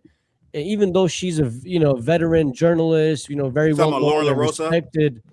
You mean Lauren LaRosa? Yeah, Lauren LaRosa. Yeah, Okay. Sorry about that. Yeah, even any other OG journalists, like, much respect to everyone. Shout out to all of them. It's just that now the public has so much access to content and phones that we're starting to figure it out ourselves. And then we're seeing like ACK report it. And then we're seeing like other journalists who we used to watch not report it. And it kind of like, confuses you like, wait, what's going on? Like, I thought you were, a really good journalist. ACK, he has done breakdowns about Drake where it was negative. And even I was shocked. I was like, I thought you was, OVO all day. But, that's what I guess ACK has been trying to point out is that, you guys don't do the deep dives like I do and do all the research that I do, trying to figure all these things out, even if it's not, helping my side out. And that's where, like Charles, you said, like people have biases now, like with the journalism, it's like, oh no, I'm not going to talk bad about my side. I'm only going to talk, create these articles about the other side and what they got going on, and only create articles about my side when it's positive, and which is okay too, right? But everybody probably gets to that level where like you make friends with those people and you're not going to create a negative article about them, right? So it makes sense too. But and it's natural too. Like if you're not just purely reporting on this topic, right? Yeah. Like when you read information, like we can go to the Tory versus Meg case. Like I felt like Eck was fair to both sides for the most part. Obviously, he leaned towards Tory, but that was from his perspective of the stuff he read. But then there's people, I forget the other lady that Taylor something. Megan. Yeah, Megan. She read the file, she read everything, and she's looking at it from that perspective, and that's how she reported based on that perspective. So it's still human. Like you're going to grow a bias if you actually looking at things, reading the context of everything, and deciding like I want to report this based on what I'm like. That's going to come with something like you, like at some point. Like so, I feel like if you're a journalist that actually like shares your opinion, you're going to become biased to the other side. Like if you're not agreeing with them, that's what everyone's going to say. So like, what's the guy that's in UK that always does the interviews and stuff? Interviews? Yeah, I forget his name. He did Andrew Tate interview and all that. I forget the guy's name, but when you get to those points, like you gonna have when you start sharing your own opinion inside of these like journalistic Joe Rogan. takes. No, it was. I mean, from the UK, you said. Yeah, he on the main like syndicated show. I forget the. Oh, Piers Morgan. Yeah, Piers Morgan. Yo, what do you think about not having a bias and just being cool with both sides, right? Like, let's say if I was a journalist, I'm cool with Jay-Z, I'm cool with Drake, but I'm gonna report the truth, right? People like, I There's don't not see a too lot many of that. people like that though. That's Yeah, the thing. Especially I feel Right? like with music too, because everybody has like their before you even Favorites. became a journalist, you have that music you grew up to. Yeah. Like, I love Jay-Z, or I love Drake, or I love Kendrick, or I love J. Cole. So it's kind of like it's like this. Like everybody would say Nadeska is a journalist, right? I can't see Nadeska reporting a bad story about J. Cole. Like I just couldn't. Yeah. That doesn't mean she's not a journalist. I just can't see her being the one to. Because Does she she probably break wouldn't even believe stories? those Said story. stories. Like, you know what I mean? Like, that's natural. Like, she probably wouldn't believe a J. Cole fall off story or a J. Cole has to read. Like, you know what I mean? Like, it's natural for that to happen. Like, Yeah. Yeah, this was a good topic. All right, man. This one. What'd Let me you say? read Oh, this hold on. super chat. D-Friend asked Chigs about the fake website Charlemagne was pumping out. Show us your journalistic integrity. You know we're not gonna talk about that. Come on, bro. Y'all asking for too We're much talking now. about- They said they want you to talk about Charlemagne and the fake Inverse Wire website. What about it? They said, What why y'all wanna didn't you know? talk about it? I guess that's what they're saying. That's not linked to Rock Nation or anybody. That's just a random site, but salute. Shout out to Temple. They said, Chigs, game has been washed. Imagine being a crash dummy for Drake just to go wood. Ninjas cannot hang it up. Also, Chigs, when I'm outside, I don't be hearing no Drake. He for the internet content and nerds. And then Temple again with the 5. Appreciate you. The difference is Channel 5 is not being paid off by Zionist lobbyists, CBS, CNN. Both are journalists. This is why college is important. So I guess I don't know. Like I said, I don't know if because I remember Channel 5 being like, what was he at first? He was just like going to weird festivals and doing like weird. I don't know what he was doing before. He's like a right wing. He was doing interviews, right? I don't know. He was doing like street interviews, right? Like he was at Republican rallies, like doing whatever. Yeah. Like I said, if he went to journalism school, I don't know. I assumed he was just doing content, and now he does like the real in depth, like Israel, Palestine. He's over there doing the, getting arrested by Israelis and all the shit he's doing. I got one super chat. It's for Chigs. My chat really wants to get the answer from Chigs. Chigs, which of the facts specifically do you disagree with in regards to the What's the Dirt lawsuit breakdown and the court docs showing funding thereof? I guess I don't know what you said about What's the Dirt's video was. No, I mean I just said it just seems like a lot of speculation, a lot of allegeds being thrown in there, and not really more so of the facts. And then I said also, like, obviously his affiliation with Drake is part of the reason why a lot of hip hop journalists didn't really look into it, right? If it came from like somebody else, somebody that we don't know who they fuck with, right? Then more people are gonna cover it. But like you gotta know what your reputation is. Can I answer the question? I feel like that's unfair because as soon as it drop, they're gonna be like, "Oh, it's anti whatever," or "It's pro Drake." So we're so pick a side. It's gonna automatically get kicked to, "Oh, it came from the other side." Like even if it wasn't What's the Dirt. Yeah, but that's the reality, brother. That's the reality. When you stand up and you take a side like that, their credibility shot. Oh, What's the Dirt has went back to back to back to back, making pro Drake videos. You can't take a person like that serious no more. Why not though? When if you're actually watching the videos, like he's doing thorough breakdowns. It's not like. So are you saying the thousands of people that watching like his videos are delusional? I didn't say that. I'm just like because it's like because people are watching these and like seeing the pieces that he's drawing to the puzzle. It's not like we watching this and it's like, what is he talking about? Like most people that he got a big level of people that supporting him and go to his views. I mean, or go to his channel and watch him. So I'm kind of confused on like, why do you just assume just because the guy is pro something, everything that he covers now like irrational? I never said that. Bryce, I can answer that. So as people that make videos and content, you know how to twist a certain narrative in a video, right? You know how to kind of stop and then either go left or right, just to fit a narrative, right? Like a lot of YouTubers do that. People that you watch, they know how to maneuver certain things, right? So if you're gonna put out this speculation video, there's going to be two sides. Obviously one is going to believe it, but then you're going to have other side that's going to question your motive. You know, if you talk to Drake every day, people are going to consider that, right? That's kind of part of the reason why that people didn't buy it.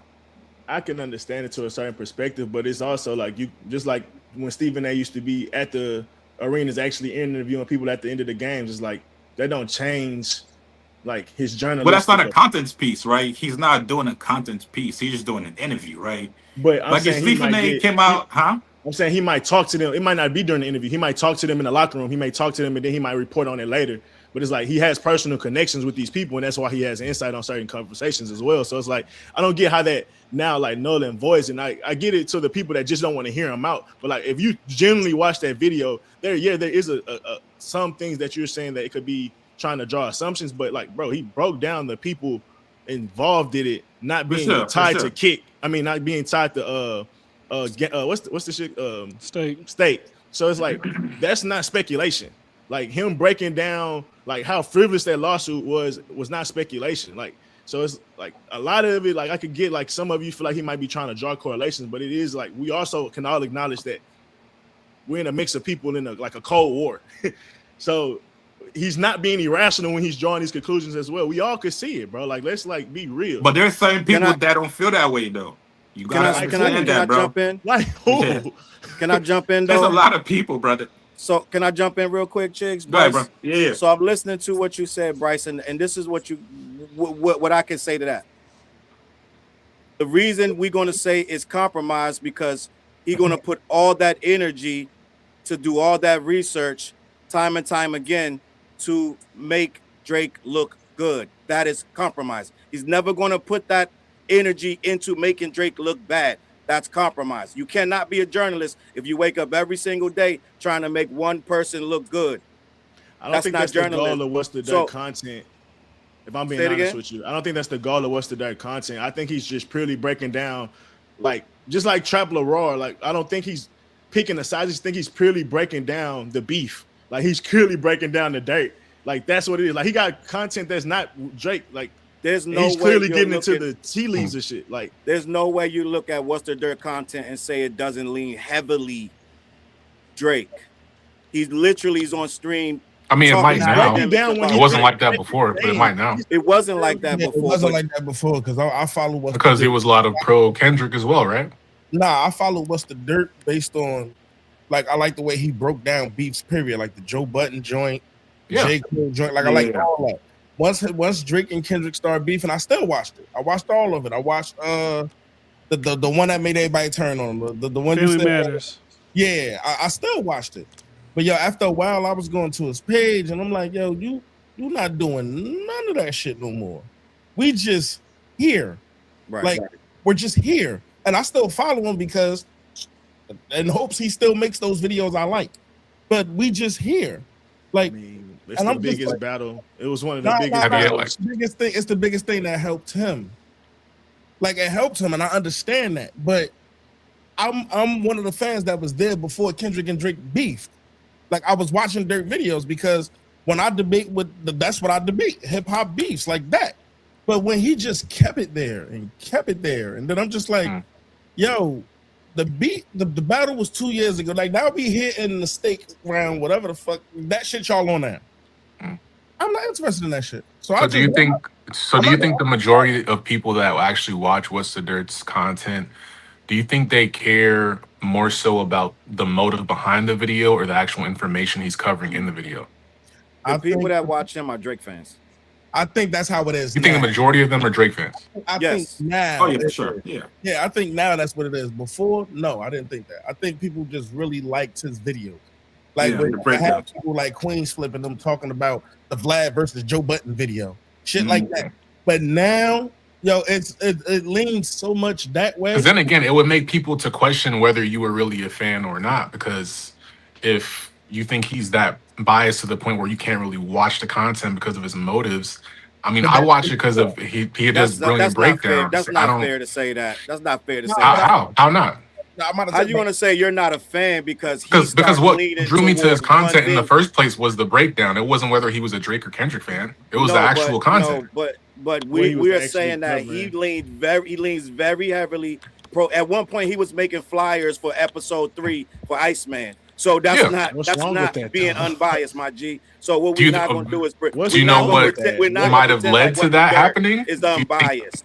So where it led to that happening? He was getting information from them, and they told him they were going to drop some shit on episode 3. They didn't drop. He had a fit. He said, "What's wrong with that? That's journalism." He had a fit when they didn't give it. I'm never working with them again. Start working with them again. Okay, so we're not going to pretend that What's the Dirt is not compromised. He may do deep dive and expose. Who do you think isn't compromised? He's not going to do. He's not going to do. What journalists on YouTube do you think are not compromised? I don't think I think everybody. In your opinion, I'm asking you. I'm telling you, everybody's compromised. I don't know what you expect me to say. Including you. Yes. He said, "Yeah, I got my biases. Yeah, definitely." Nah, I do think everybody. I don't think there's especially on YouTube. On YouTube. Well, we all have opinions, obviously. There's nobody that's unbiased. I don't think anybody. Now, people, you can try to be as unbiased as possible. Company man. He's biased. Like, Justin, he's biased. Company man is not biased. Company man is not unbiased, bro. Stop. Come on. Everybody is. Everybody has bias. Everybody has bias. Anybody that says they killed the company man. They killed the company man 3 weeks ago because he had Lupe on, and they were like, "You should have killed Lupe. You weren't tough enough." It's like that's his guy, I guess. I mean, it is what it is. Like, and I guess no one is unbiased. I mean, I don't think anybody's truly unbiased. No, I don't know what you want me to say. You can try or at least try to be. Like, everybody is biased, but it's about how well you lean or you try to stay in the middle. Rob called it fair. Unbiased. Rob called it fair. I don't think Rob shows bias as much as a lot of other people. Bro, listen. Like even Wayno, I don't think Wayno's super biased. If you want me to say Wayno is lost. I'm my guy Wayno. Everybody's biased, Chigs. Everybody. Nah. Wayno leans Rock. Rob leans J. Cole. Everybody's biased, my G. No, but Wayno came out and said that he loves Iceman. I'm biased. They killed him for that. That doesn't mean he's not biased. Bryce, you definitely biased. Bro, I'm biased towards the truth, bro. Like, I'm gonna talk the truth. If you align to Bryce, stop, bro. You are only your top glazer, bro. I'm biased to the truth. I like that. When I saw him start saying, I'm biased to the truth. Biased to the truth, bro. Man. Like, you can't call me on nothing that was like over like you talking about I'm glazing, like, bro. Everything I talk about is reasonable, bro. That's the thing. No, it's not, bro. You are the most unreasonable nigga on the planet. I'm not gonna lie, Bryce. Bryce, stop. Yo, your own man's is saying it, brother. That makes it true. You sinisterly glaze over yo. We heard your take on Jay-Z about you with Charlamagne, and it's like, bro, just because I'm cool with somebody or just because I fuck with somebody, like I ain't talked about Drake and his fingernails. I ain't talked about the Boris. I talk shit about Drake, bro. I talk about Drake being like not the most coolest person that still know how to pull off like a lot of shit. Like I talk about Drake, bro. So, but at the same time, I'm acknowledge the greatness that the person is. Wait.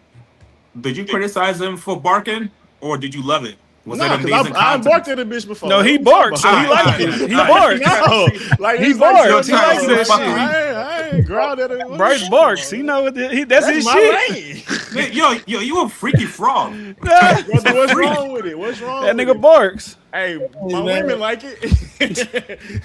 That's all that matters, man. That nigga definitely I'm just barks. saying, like, bro, going back to like the conversation, like you could be biased, bro, but the thing is, like, are you still talking shit that's the truth? Like, that's the when we get that's to what should matter, the actual information. Like when people listening to you, do they feel like you being truthful, or can you back check what you talking about? And 9 times out of 10, I'm speaking on some shit that you could go look and verify.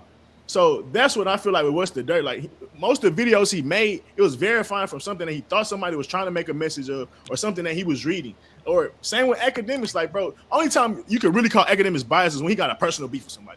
When he's covering just normal shit, bro, he'll get into these like the real conversation. He's like, bro, I think Lil Durk cooked, or I think Young Thug cooked. Like he'll say shit like that on the stream and talk from that perspective because he's looking at everything.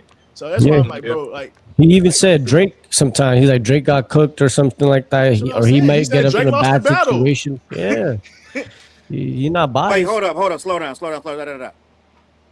he took a while to say Drake lost the battle, my G. Let's not do that. He was one of the people saying he won for a minute.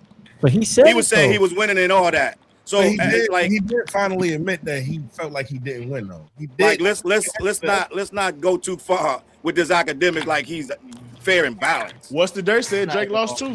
Fair and balanced, bro. I mean, some people think there was a war and it wasn't just one battle. So there's people who think that. Yeah, too, there's no motherfuckers that think it's this big ass think piece going into the future. Yeah. And I look at that shit like, man, they battled that shit over. Let's move on. But niggas like Dirt and them, they don't feel that way. They just going to keep it moving. And me, myself, I ain't going to unsubscribe to you, but I ain't going to watch you for a while because you still here. And I moved past that already. Like, I moved completely past that. Man, like, I'm one of the people, and I think Iceman was good, but I'm also one of those people that was just like, man, you should have did this shit when y'all was fighting. Like when y'all was in the middle of a squabble, these songs should have appeared, my nigga. I don't want to hear this shit 2 years later. Like, that's just me. That's just how I consume music. Like, it happened, it's over, it's move on. And I just hate that people, like right now, niggas still dwell when they do LeBron and Jordan. That's different. That's sports. But it's like, yo, with music, it's like, yo, they battle, it's over. J. Cole apologized. He's backed out the battle. It happened. It's over. Nothing on the fallout has anything to do with this. But somebody somewhere gonna make a think piece about it. That's not true, Brody. That's not life, and that's not true. He had a whole song talking about what if Biggie and Tupac did, and it was a reference to James. That is 100% true. That is, and bro, it was such a impactful moment, bro. That ripple effect of what Kendrick and Drake decided to do was gonna, bro. That might be a 10-year, 20-year scuffle, like the movie Life. Like we might see these boys keep going at it. Let's be real, like. And so, niggas are still on the internet in 2026, still talking about bots and their beef. They all dropped albums and moved. Well, I ain't gonna say they all moved on because you know one of them niggas still throwing them shots like a motherfucker. But you don't expect Kendrick to throw them shots on his next album? That's what I expect. I expect all the niggas though. GNX, Kendrick threw shot. Drake threw shots on that shit. It's for both of them. Like it's over. Like just leave that shit. I hear y'all saying nah, and y'all make content on that shit. I'm done with that shit. I tell her all the time. Every time that shit pop up, I'll be like, right here, the fuck we go again. Bro, that's the energy right now, right? Like that's the trending news. Like that's man, we ain't on Kendrick, man. We on Jay-Z, Rock Nation. We ain't on Kendrick. We don't give a fuck about Kendrick. That nigga ain't said nothing in 3 years. We don't give a fuck about Kendrick. We talking about Rock Nation, Jay-Z. I agree with that. But how we just had a conversation about Dirt. I just watched Dirt. Whenever that shit leaked with Kendrick on that DJ album, I just watched that nigga make a whole fucking post breaking it down, and I'm just like, bro, leave that shit alone and do that other shit. But nah, isn't that album come out today? The DJ Dahir album, or is that next week? I ain't gonna lie, I got some things I want to get off my chest, man. On one of these panels, man, y'all brought up Meek Mill, and I ain't like that. Meek Millie. Ain't like that disrespect y'all was talking about. The only thing we said was people look at him a little funny now, and Chigs said, "Hell nah, they still look at him like the street, whatever." He's still a street guy, man. With the Diddy shit, with the people look at Meek Mill funny, his tweets like they look at him funny. I think they look at him funny too. I agree with y'all. I wasn't on the panel, but I agree with that. I agree with that shit. He's still great. I still like his music, but people look at him funny. Like that's just what it is. Ask the chat. Do y'all look at Meek Mill differently from maybe what y'all looked at him in 2012 to what the hell is this? Even when he with the Quentin Miller shit, like Meek Mill, bro, after post Nicki, it's just been rough. Where the heck is Wardo at? What Wardo was? Where's the fucking tech support at? Shout out to the promo. Like we in a meeting. Shout out to the promo. I don't care what you think network. Make sure y'all go follow. Niggas hack the panel. Bunny hopping, Weak Mill. I don't like Meek Mill at all. Yeah, people look at Meek Mill a little funny. The Mike Rubin bunny hops is crazy, and the hugs, the hugs from behind the back. But you know what? If he drops, people are still running to go check it out. The bunny hop. We'll listen to the music. It's like people look at the game. Like people look at the game like a little funny now. People look at people funny. They'll still listen to music. What we thinking logical about the bunny hops though? The man lost the bet, bro. Like they. Nah, that should look crazy. That look crazy. It look crazy, bro. It look crazy. White man telling you to jump. Some bullshit. It wasn't a white man making him jump. It was his friend that he made a bet with. He lost. He did what the bet cost. That's what it was. Now jokes are gonna fly. That's cool. Yeah, I'm about to say this is the internet, nigga. All right, forget the bunny hopping. What about when Diddy said, "Hey, Daddy, you look," whatever he said, "Daddy, you look good in that pool, Daddy." What you think about that? Matching outfits with Diddy. Diddy, hey. Diddy took that nigga shopping. Hey, you turning down a Diddy shopping? Yes, yes, I am. Nigga, shit, nigga, don't give me that Bentley, nigga. I'll beat the shit out you if you try to touch me though. Nah, we know Diddy crazy, bro. And that was his main Ace Boone Coon, man. I ain't gonna lie, him and Rose. Yo, Meek, if you're watching this, his name is Bryce Reacts. Bryce Reacts. Hey, I love you, Meek. I'm just being honest, man. You was affiliated with a nasty nigga. What you be reacting to, Bryce? Nigga, it's the whole industry. What the music, fuck? for sure. Hey, man, put me on your channel, man. Stop playing with me, man. We on the panel together. We might as well be on the channel together. Hey, man, we got some collabs to do, man. Let's get it. Let's get it, man. Absolutely unsure. Yeah, we can. Listen, man, the game has officially dropped. The game dropped today. I think Rhapsody dropped the album today. Hold your excitement. The game album came out like an hour ago. Oh, it already been out? Well, it just dropped at midnight, right? 30 minutes ago. That shit dropped like 10 o'clock. That shit. No, yeah, there was people in the chat saying that there was other songs that he did diss Kendrick on. I don't know if that's true or not, but people in the chat was saying that. That's what I was saying. Yo, chat, what's the name? The chat was saying. Somebody tell us real quick. What's a Kendrick this? I'm dropping next month, man. Who gonna react to my shit? So what's the dirt listening to it now? What's a Kendrick this, chat? Man, don't ask them that. Chat, that shit ass not. Because when they the other song I heard was quick about the game thing. Oh no, I'm not surprised if he got decent songs on it. I don't think it's awful. I don't think he's a trash artist. I just think he ain't been putting out quality music. That's it. So Bryce, Who you talking about? The game. Bryce. Oh, game. I don't think he's trash. Damn, that's in his trash. Let me ask Bryce a question about the game. Bryce, can you hear me? Yeah, I'm listening. So we just talked about what's the dirt being fair and whatever. Why do you think he's listening to the game album on his live stream right now? Because it's trending and it's only albums worth listening to. We're gonna talk about it. We're about to listen to it. What are you talking about? It's a pro Drake release. But I mean, if Kendrick drop, he would listen to it too. Yeah. If Kendrick drop right now, he would. But we're not talking about Kendrick. I'm talking about somebody. If somebody affiliated with Dot, he's not listening to it. Yes, he would. If it was a big artist, if Schoolboy Q dropped, he'd listen to it. Okay. All right, Doechii, are you saying? Okay, hold on. Actually, I don't know if he would. Not live. Maybe not live. Maybe not live. Maybe not live. I don't think he would be playing the documentary right now. If it's something surrounding the diss, I get it. What Charles? I don't think it's a pro Drake thing. He goes live to listen to the documentary if Drake wasn't on there. I don't think I think it's more is he dissing Kendrick? I think he's because he probably make a video about the disses. I feel like it's like that. It's not really a Drake thing about it all. So there's no Kendrick diss on there. AZ and Left. I don't know. Like I ain't heard it. People in the chat were saying it earlier that there was a Kendrick diss. I just don't know if there was. They were baiting you, bro. There's no Kendrick diss. But yeah. Chelsea was nice. That's what I'm dropping next month, man. I'm gonna need y'all. Listen, I'm gonna still listen to this shit. I'm not gonna lie to you guys. I get off here. I'm gonna definitely play. We gotta do a whole podcast segment on that nigga. I'm gonna bump it too. All right. Wait. We should listen to one record though, like at least one with the chat. Listen to LA Monster. Chat, what's number one record, yo? Listen to the one YG AZ Chigs. Listen to LA Monster. Damn, he got some features on here. Oh, is it? Y'all hear me? Shit. Yeah. Love It or Hate It with Snoop, Cool and Dre. Yeah, listen to LA Monster. Somebody please tell us the one record we gotta hear. Please. LA Monster, nigga. The one record. Love Before it. we get out of here. Love it or hate it. Am I glitching? Hey, not a bad song, ENT. Tell us a good song. That shit, look at the whole thing. Yeah. That shit not on my Apple Music. Wack told Act that Game and Kendrick are about to work what is on that? music. I don't believe that, but you never. Ooh, okay, all right. B friend, could you play that record? The part one. Man, the part. The part. Yeah. What? All right, this is the part featuring Lefty Gunplay, YG, AZ Chike, Mike and Keys. That's how you say it. By the way, aren't these all features from like GMX? All right, that's it. I mean, I feel like everybody was cool. I don't really care for YG's part then, but I thought everybody else's part was cool. Been sipping. Chat. Lefty Gunplay surprised me. What Lefty y'all want me to Gunplay say, definitely chat? This surprised shit me. was I. I got. I don't think it was bad. I see people in the chat like.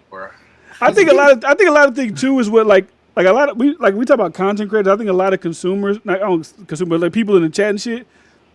It's like the game and Drake's like they're automatically like this because of one person in the chat like the Owls are gonna love this. Like what's this got to do with what does this got to do with Drake? Like it's just a game song with YG, AZ Chike, Lefty Gunplay. Like I think some people are just gonna hate it because like I said he's rocking with Drake, but that's I don't think the song was bad. Like I said, I didn't care for YG's portion of it, but it was alright. It was good.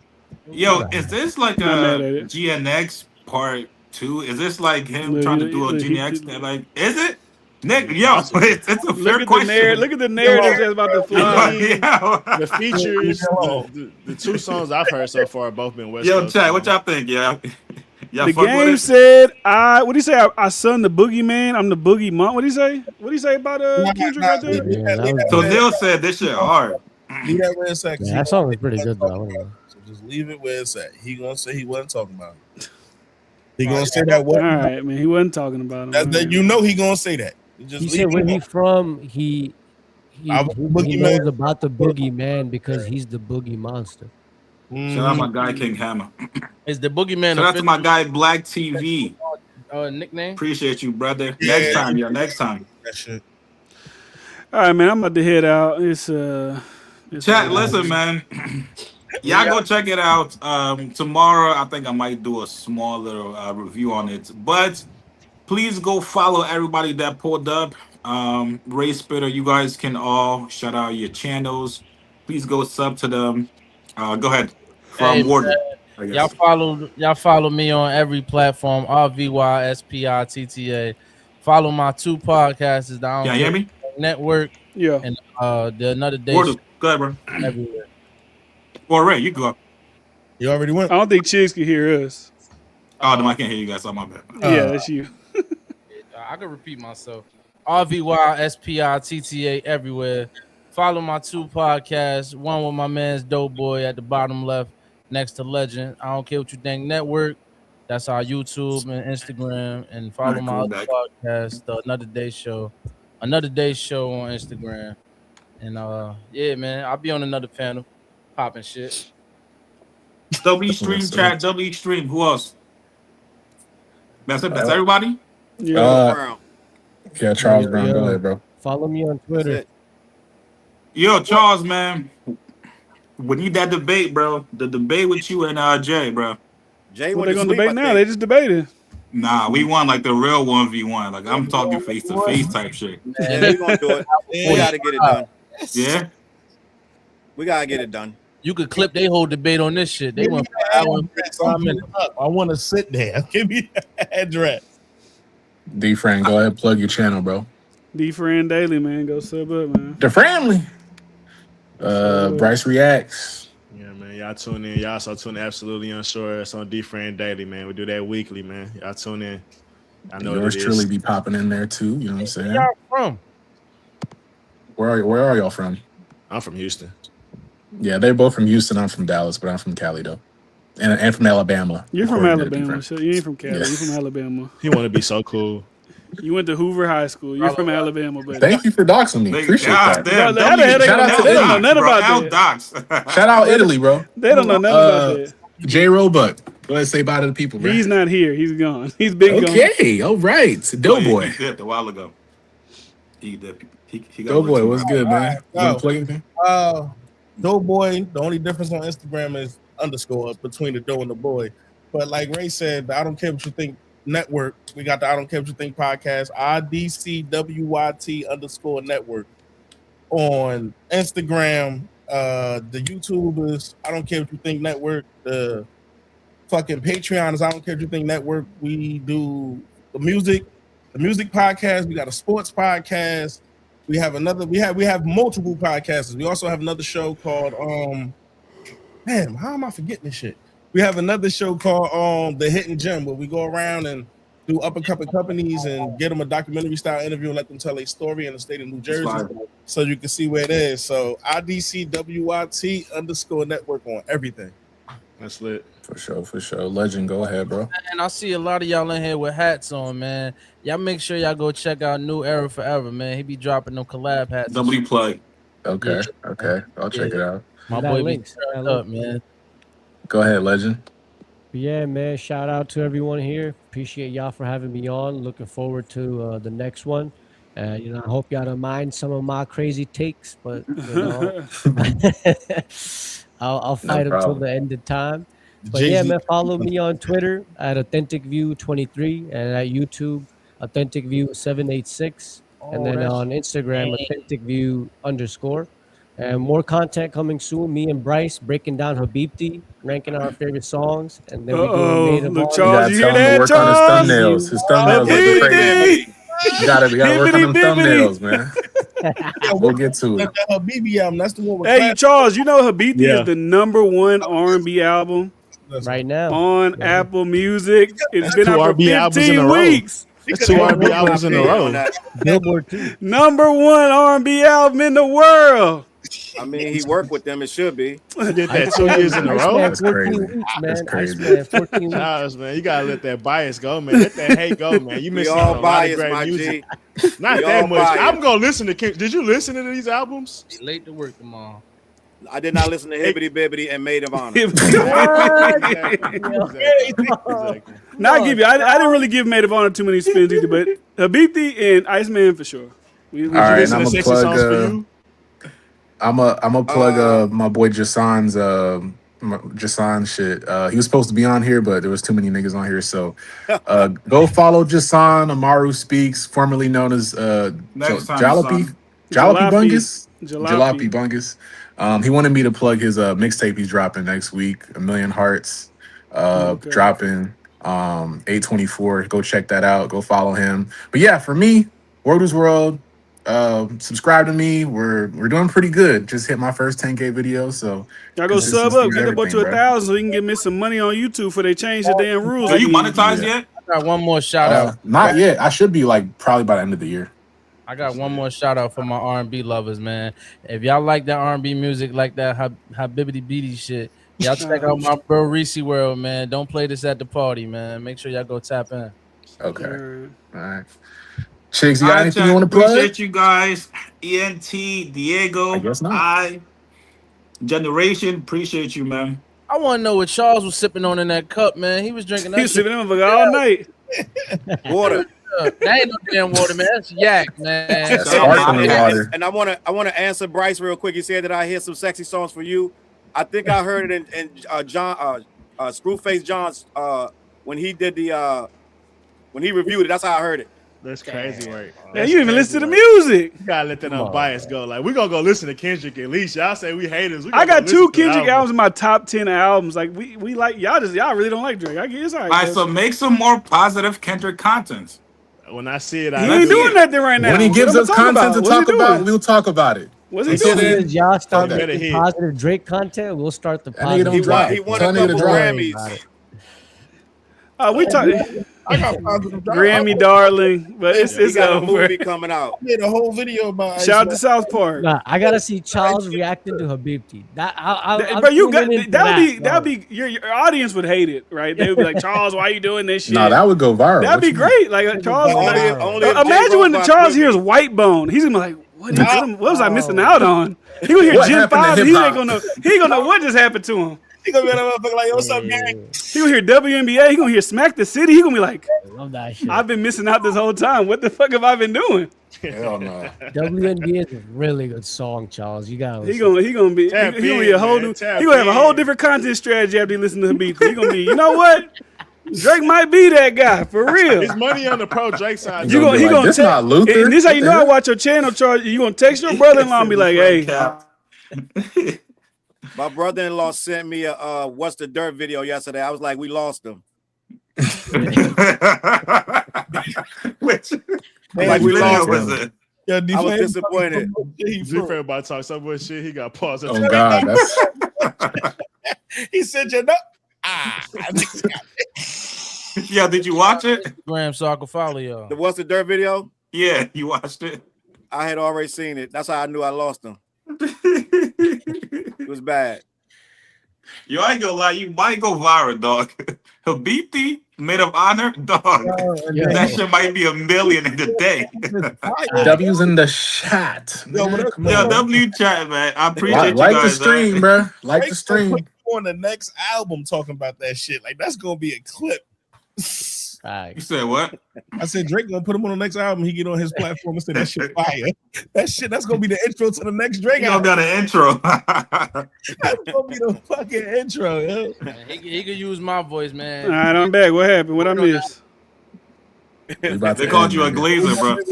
Damn, the music. Y'all didn't even listen to the music. If you ain't listen to this album, don't talk to me. If you ain't listen to it, I want to hear it. BB, baby. Nigga, we talking about the Game album, yo. Yo, chat, y'all go check out the Game's album, man. They did. They was in here all night saying it was trash. How are y'all listening to this is a question. How are y'all listening to the Game album and then listening to us at the same time? Like, how are you even able to really consume what's going on? I get that, but I don't think they lie. They listen to 30 seconds of the record and they skim through the album. I guess. Trash. I ain't gonna lie. Tomorrow's narrative is gonna be nasty, dog. Hey, Game. Yo. You know, Kendrick not dropping dropping nothing. You see that dog? D family salute. Oh my god, bro. You know, Kendrick not dropping nothing, bro. We know. I can't wait. I can't wait tomorrow, man. I still got it doing 55K, so we'll see. No, now it's 55. Oh shit. Okay. We shall see. That nigga Chigs got a text from Charlamagne. Why the fuck you up there talking about me? Why you didn't go harder on academics? You from the Breakfast Club? I'm coming. He texting that Listen, nigga, man. You still on with them niggas? Who the nigga in the top right?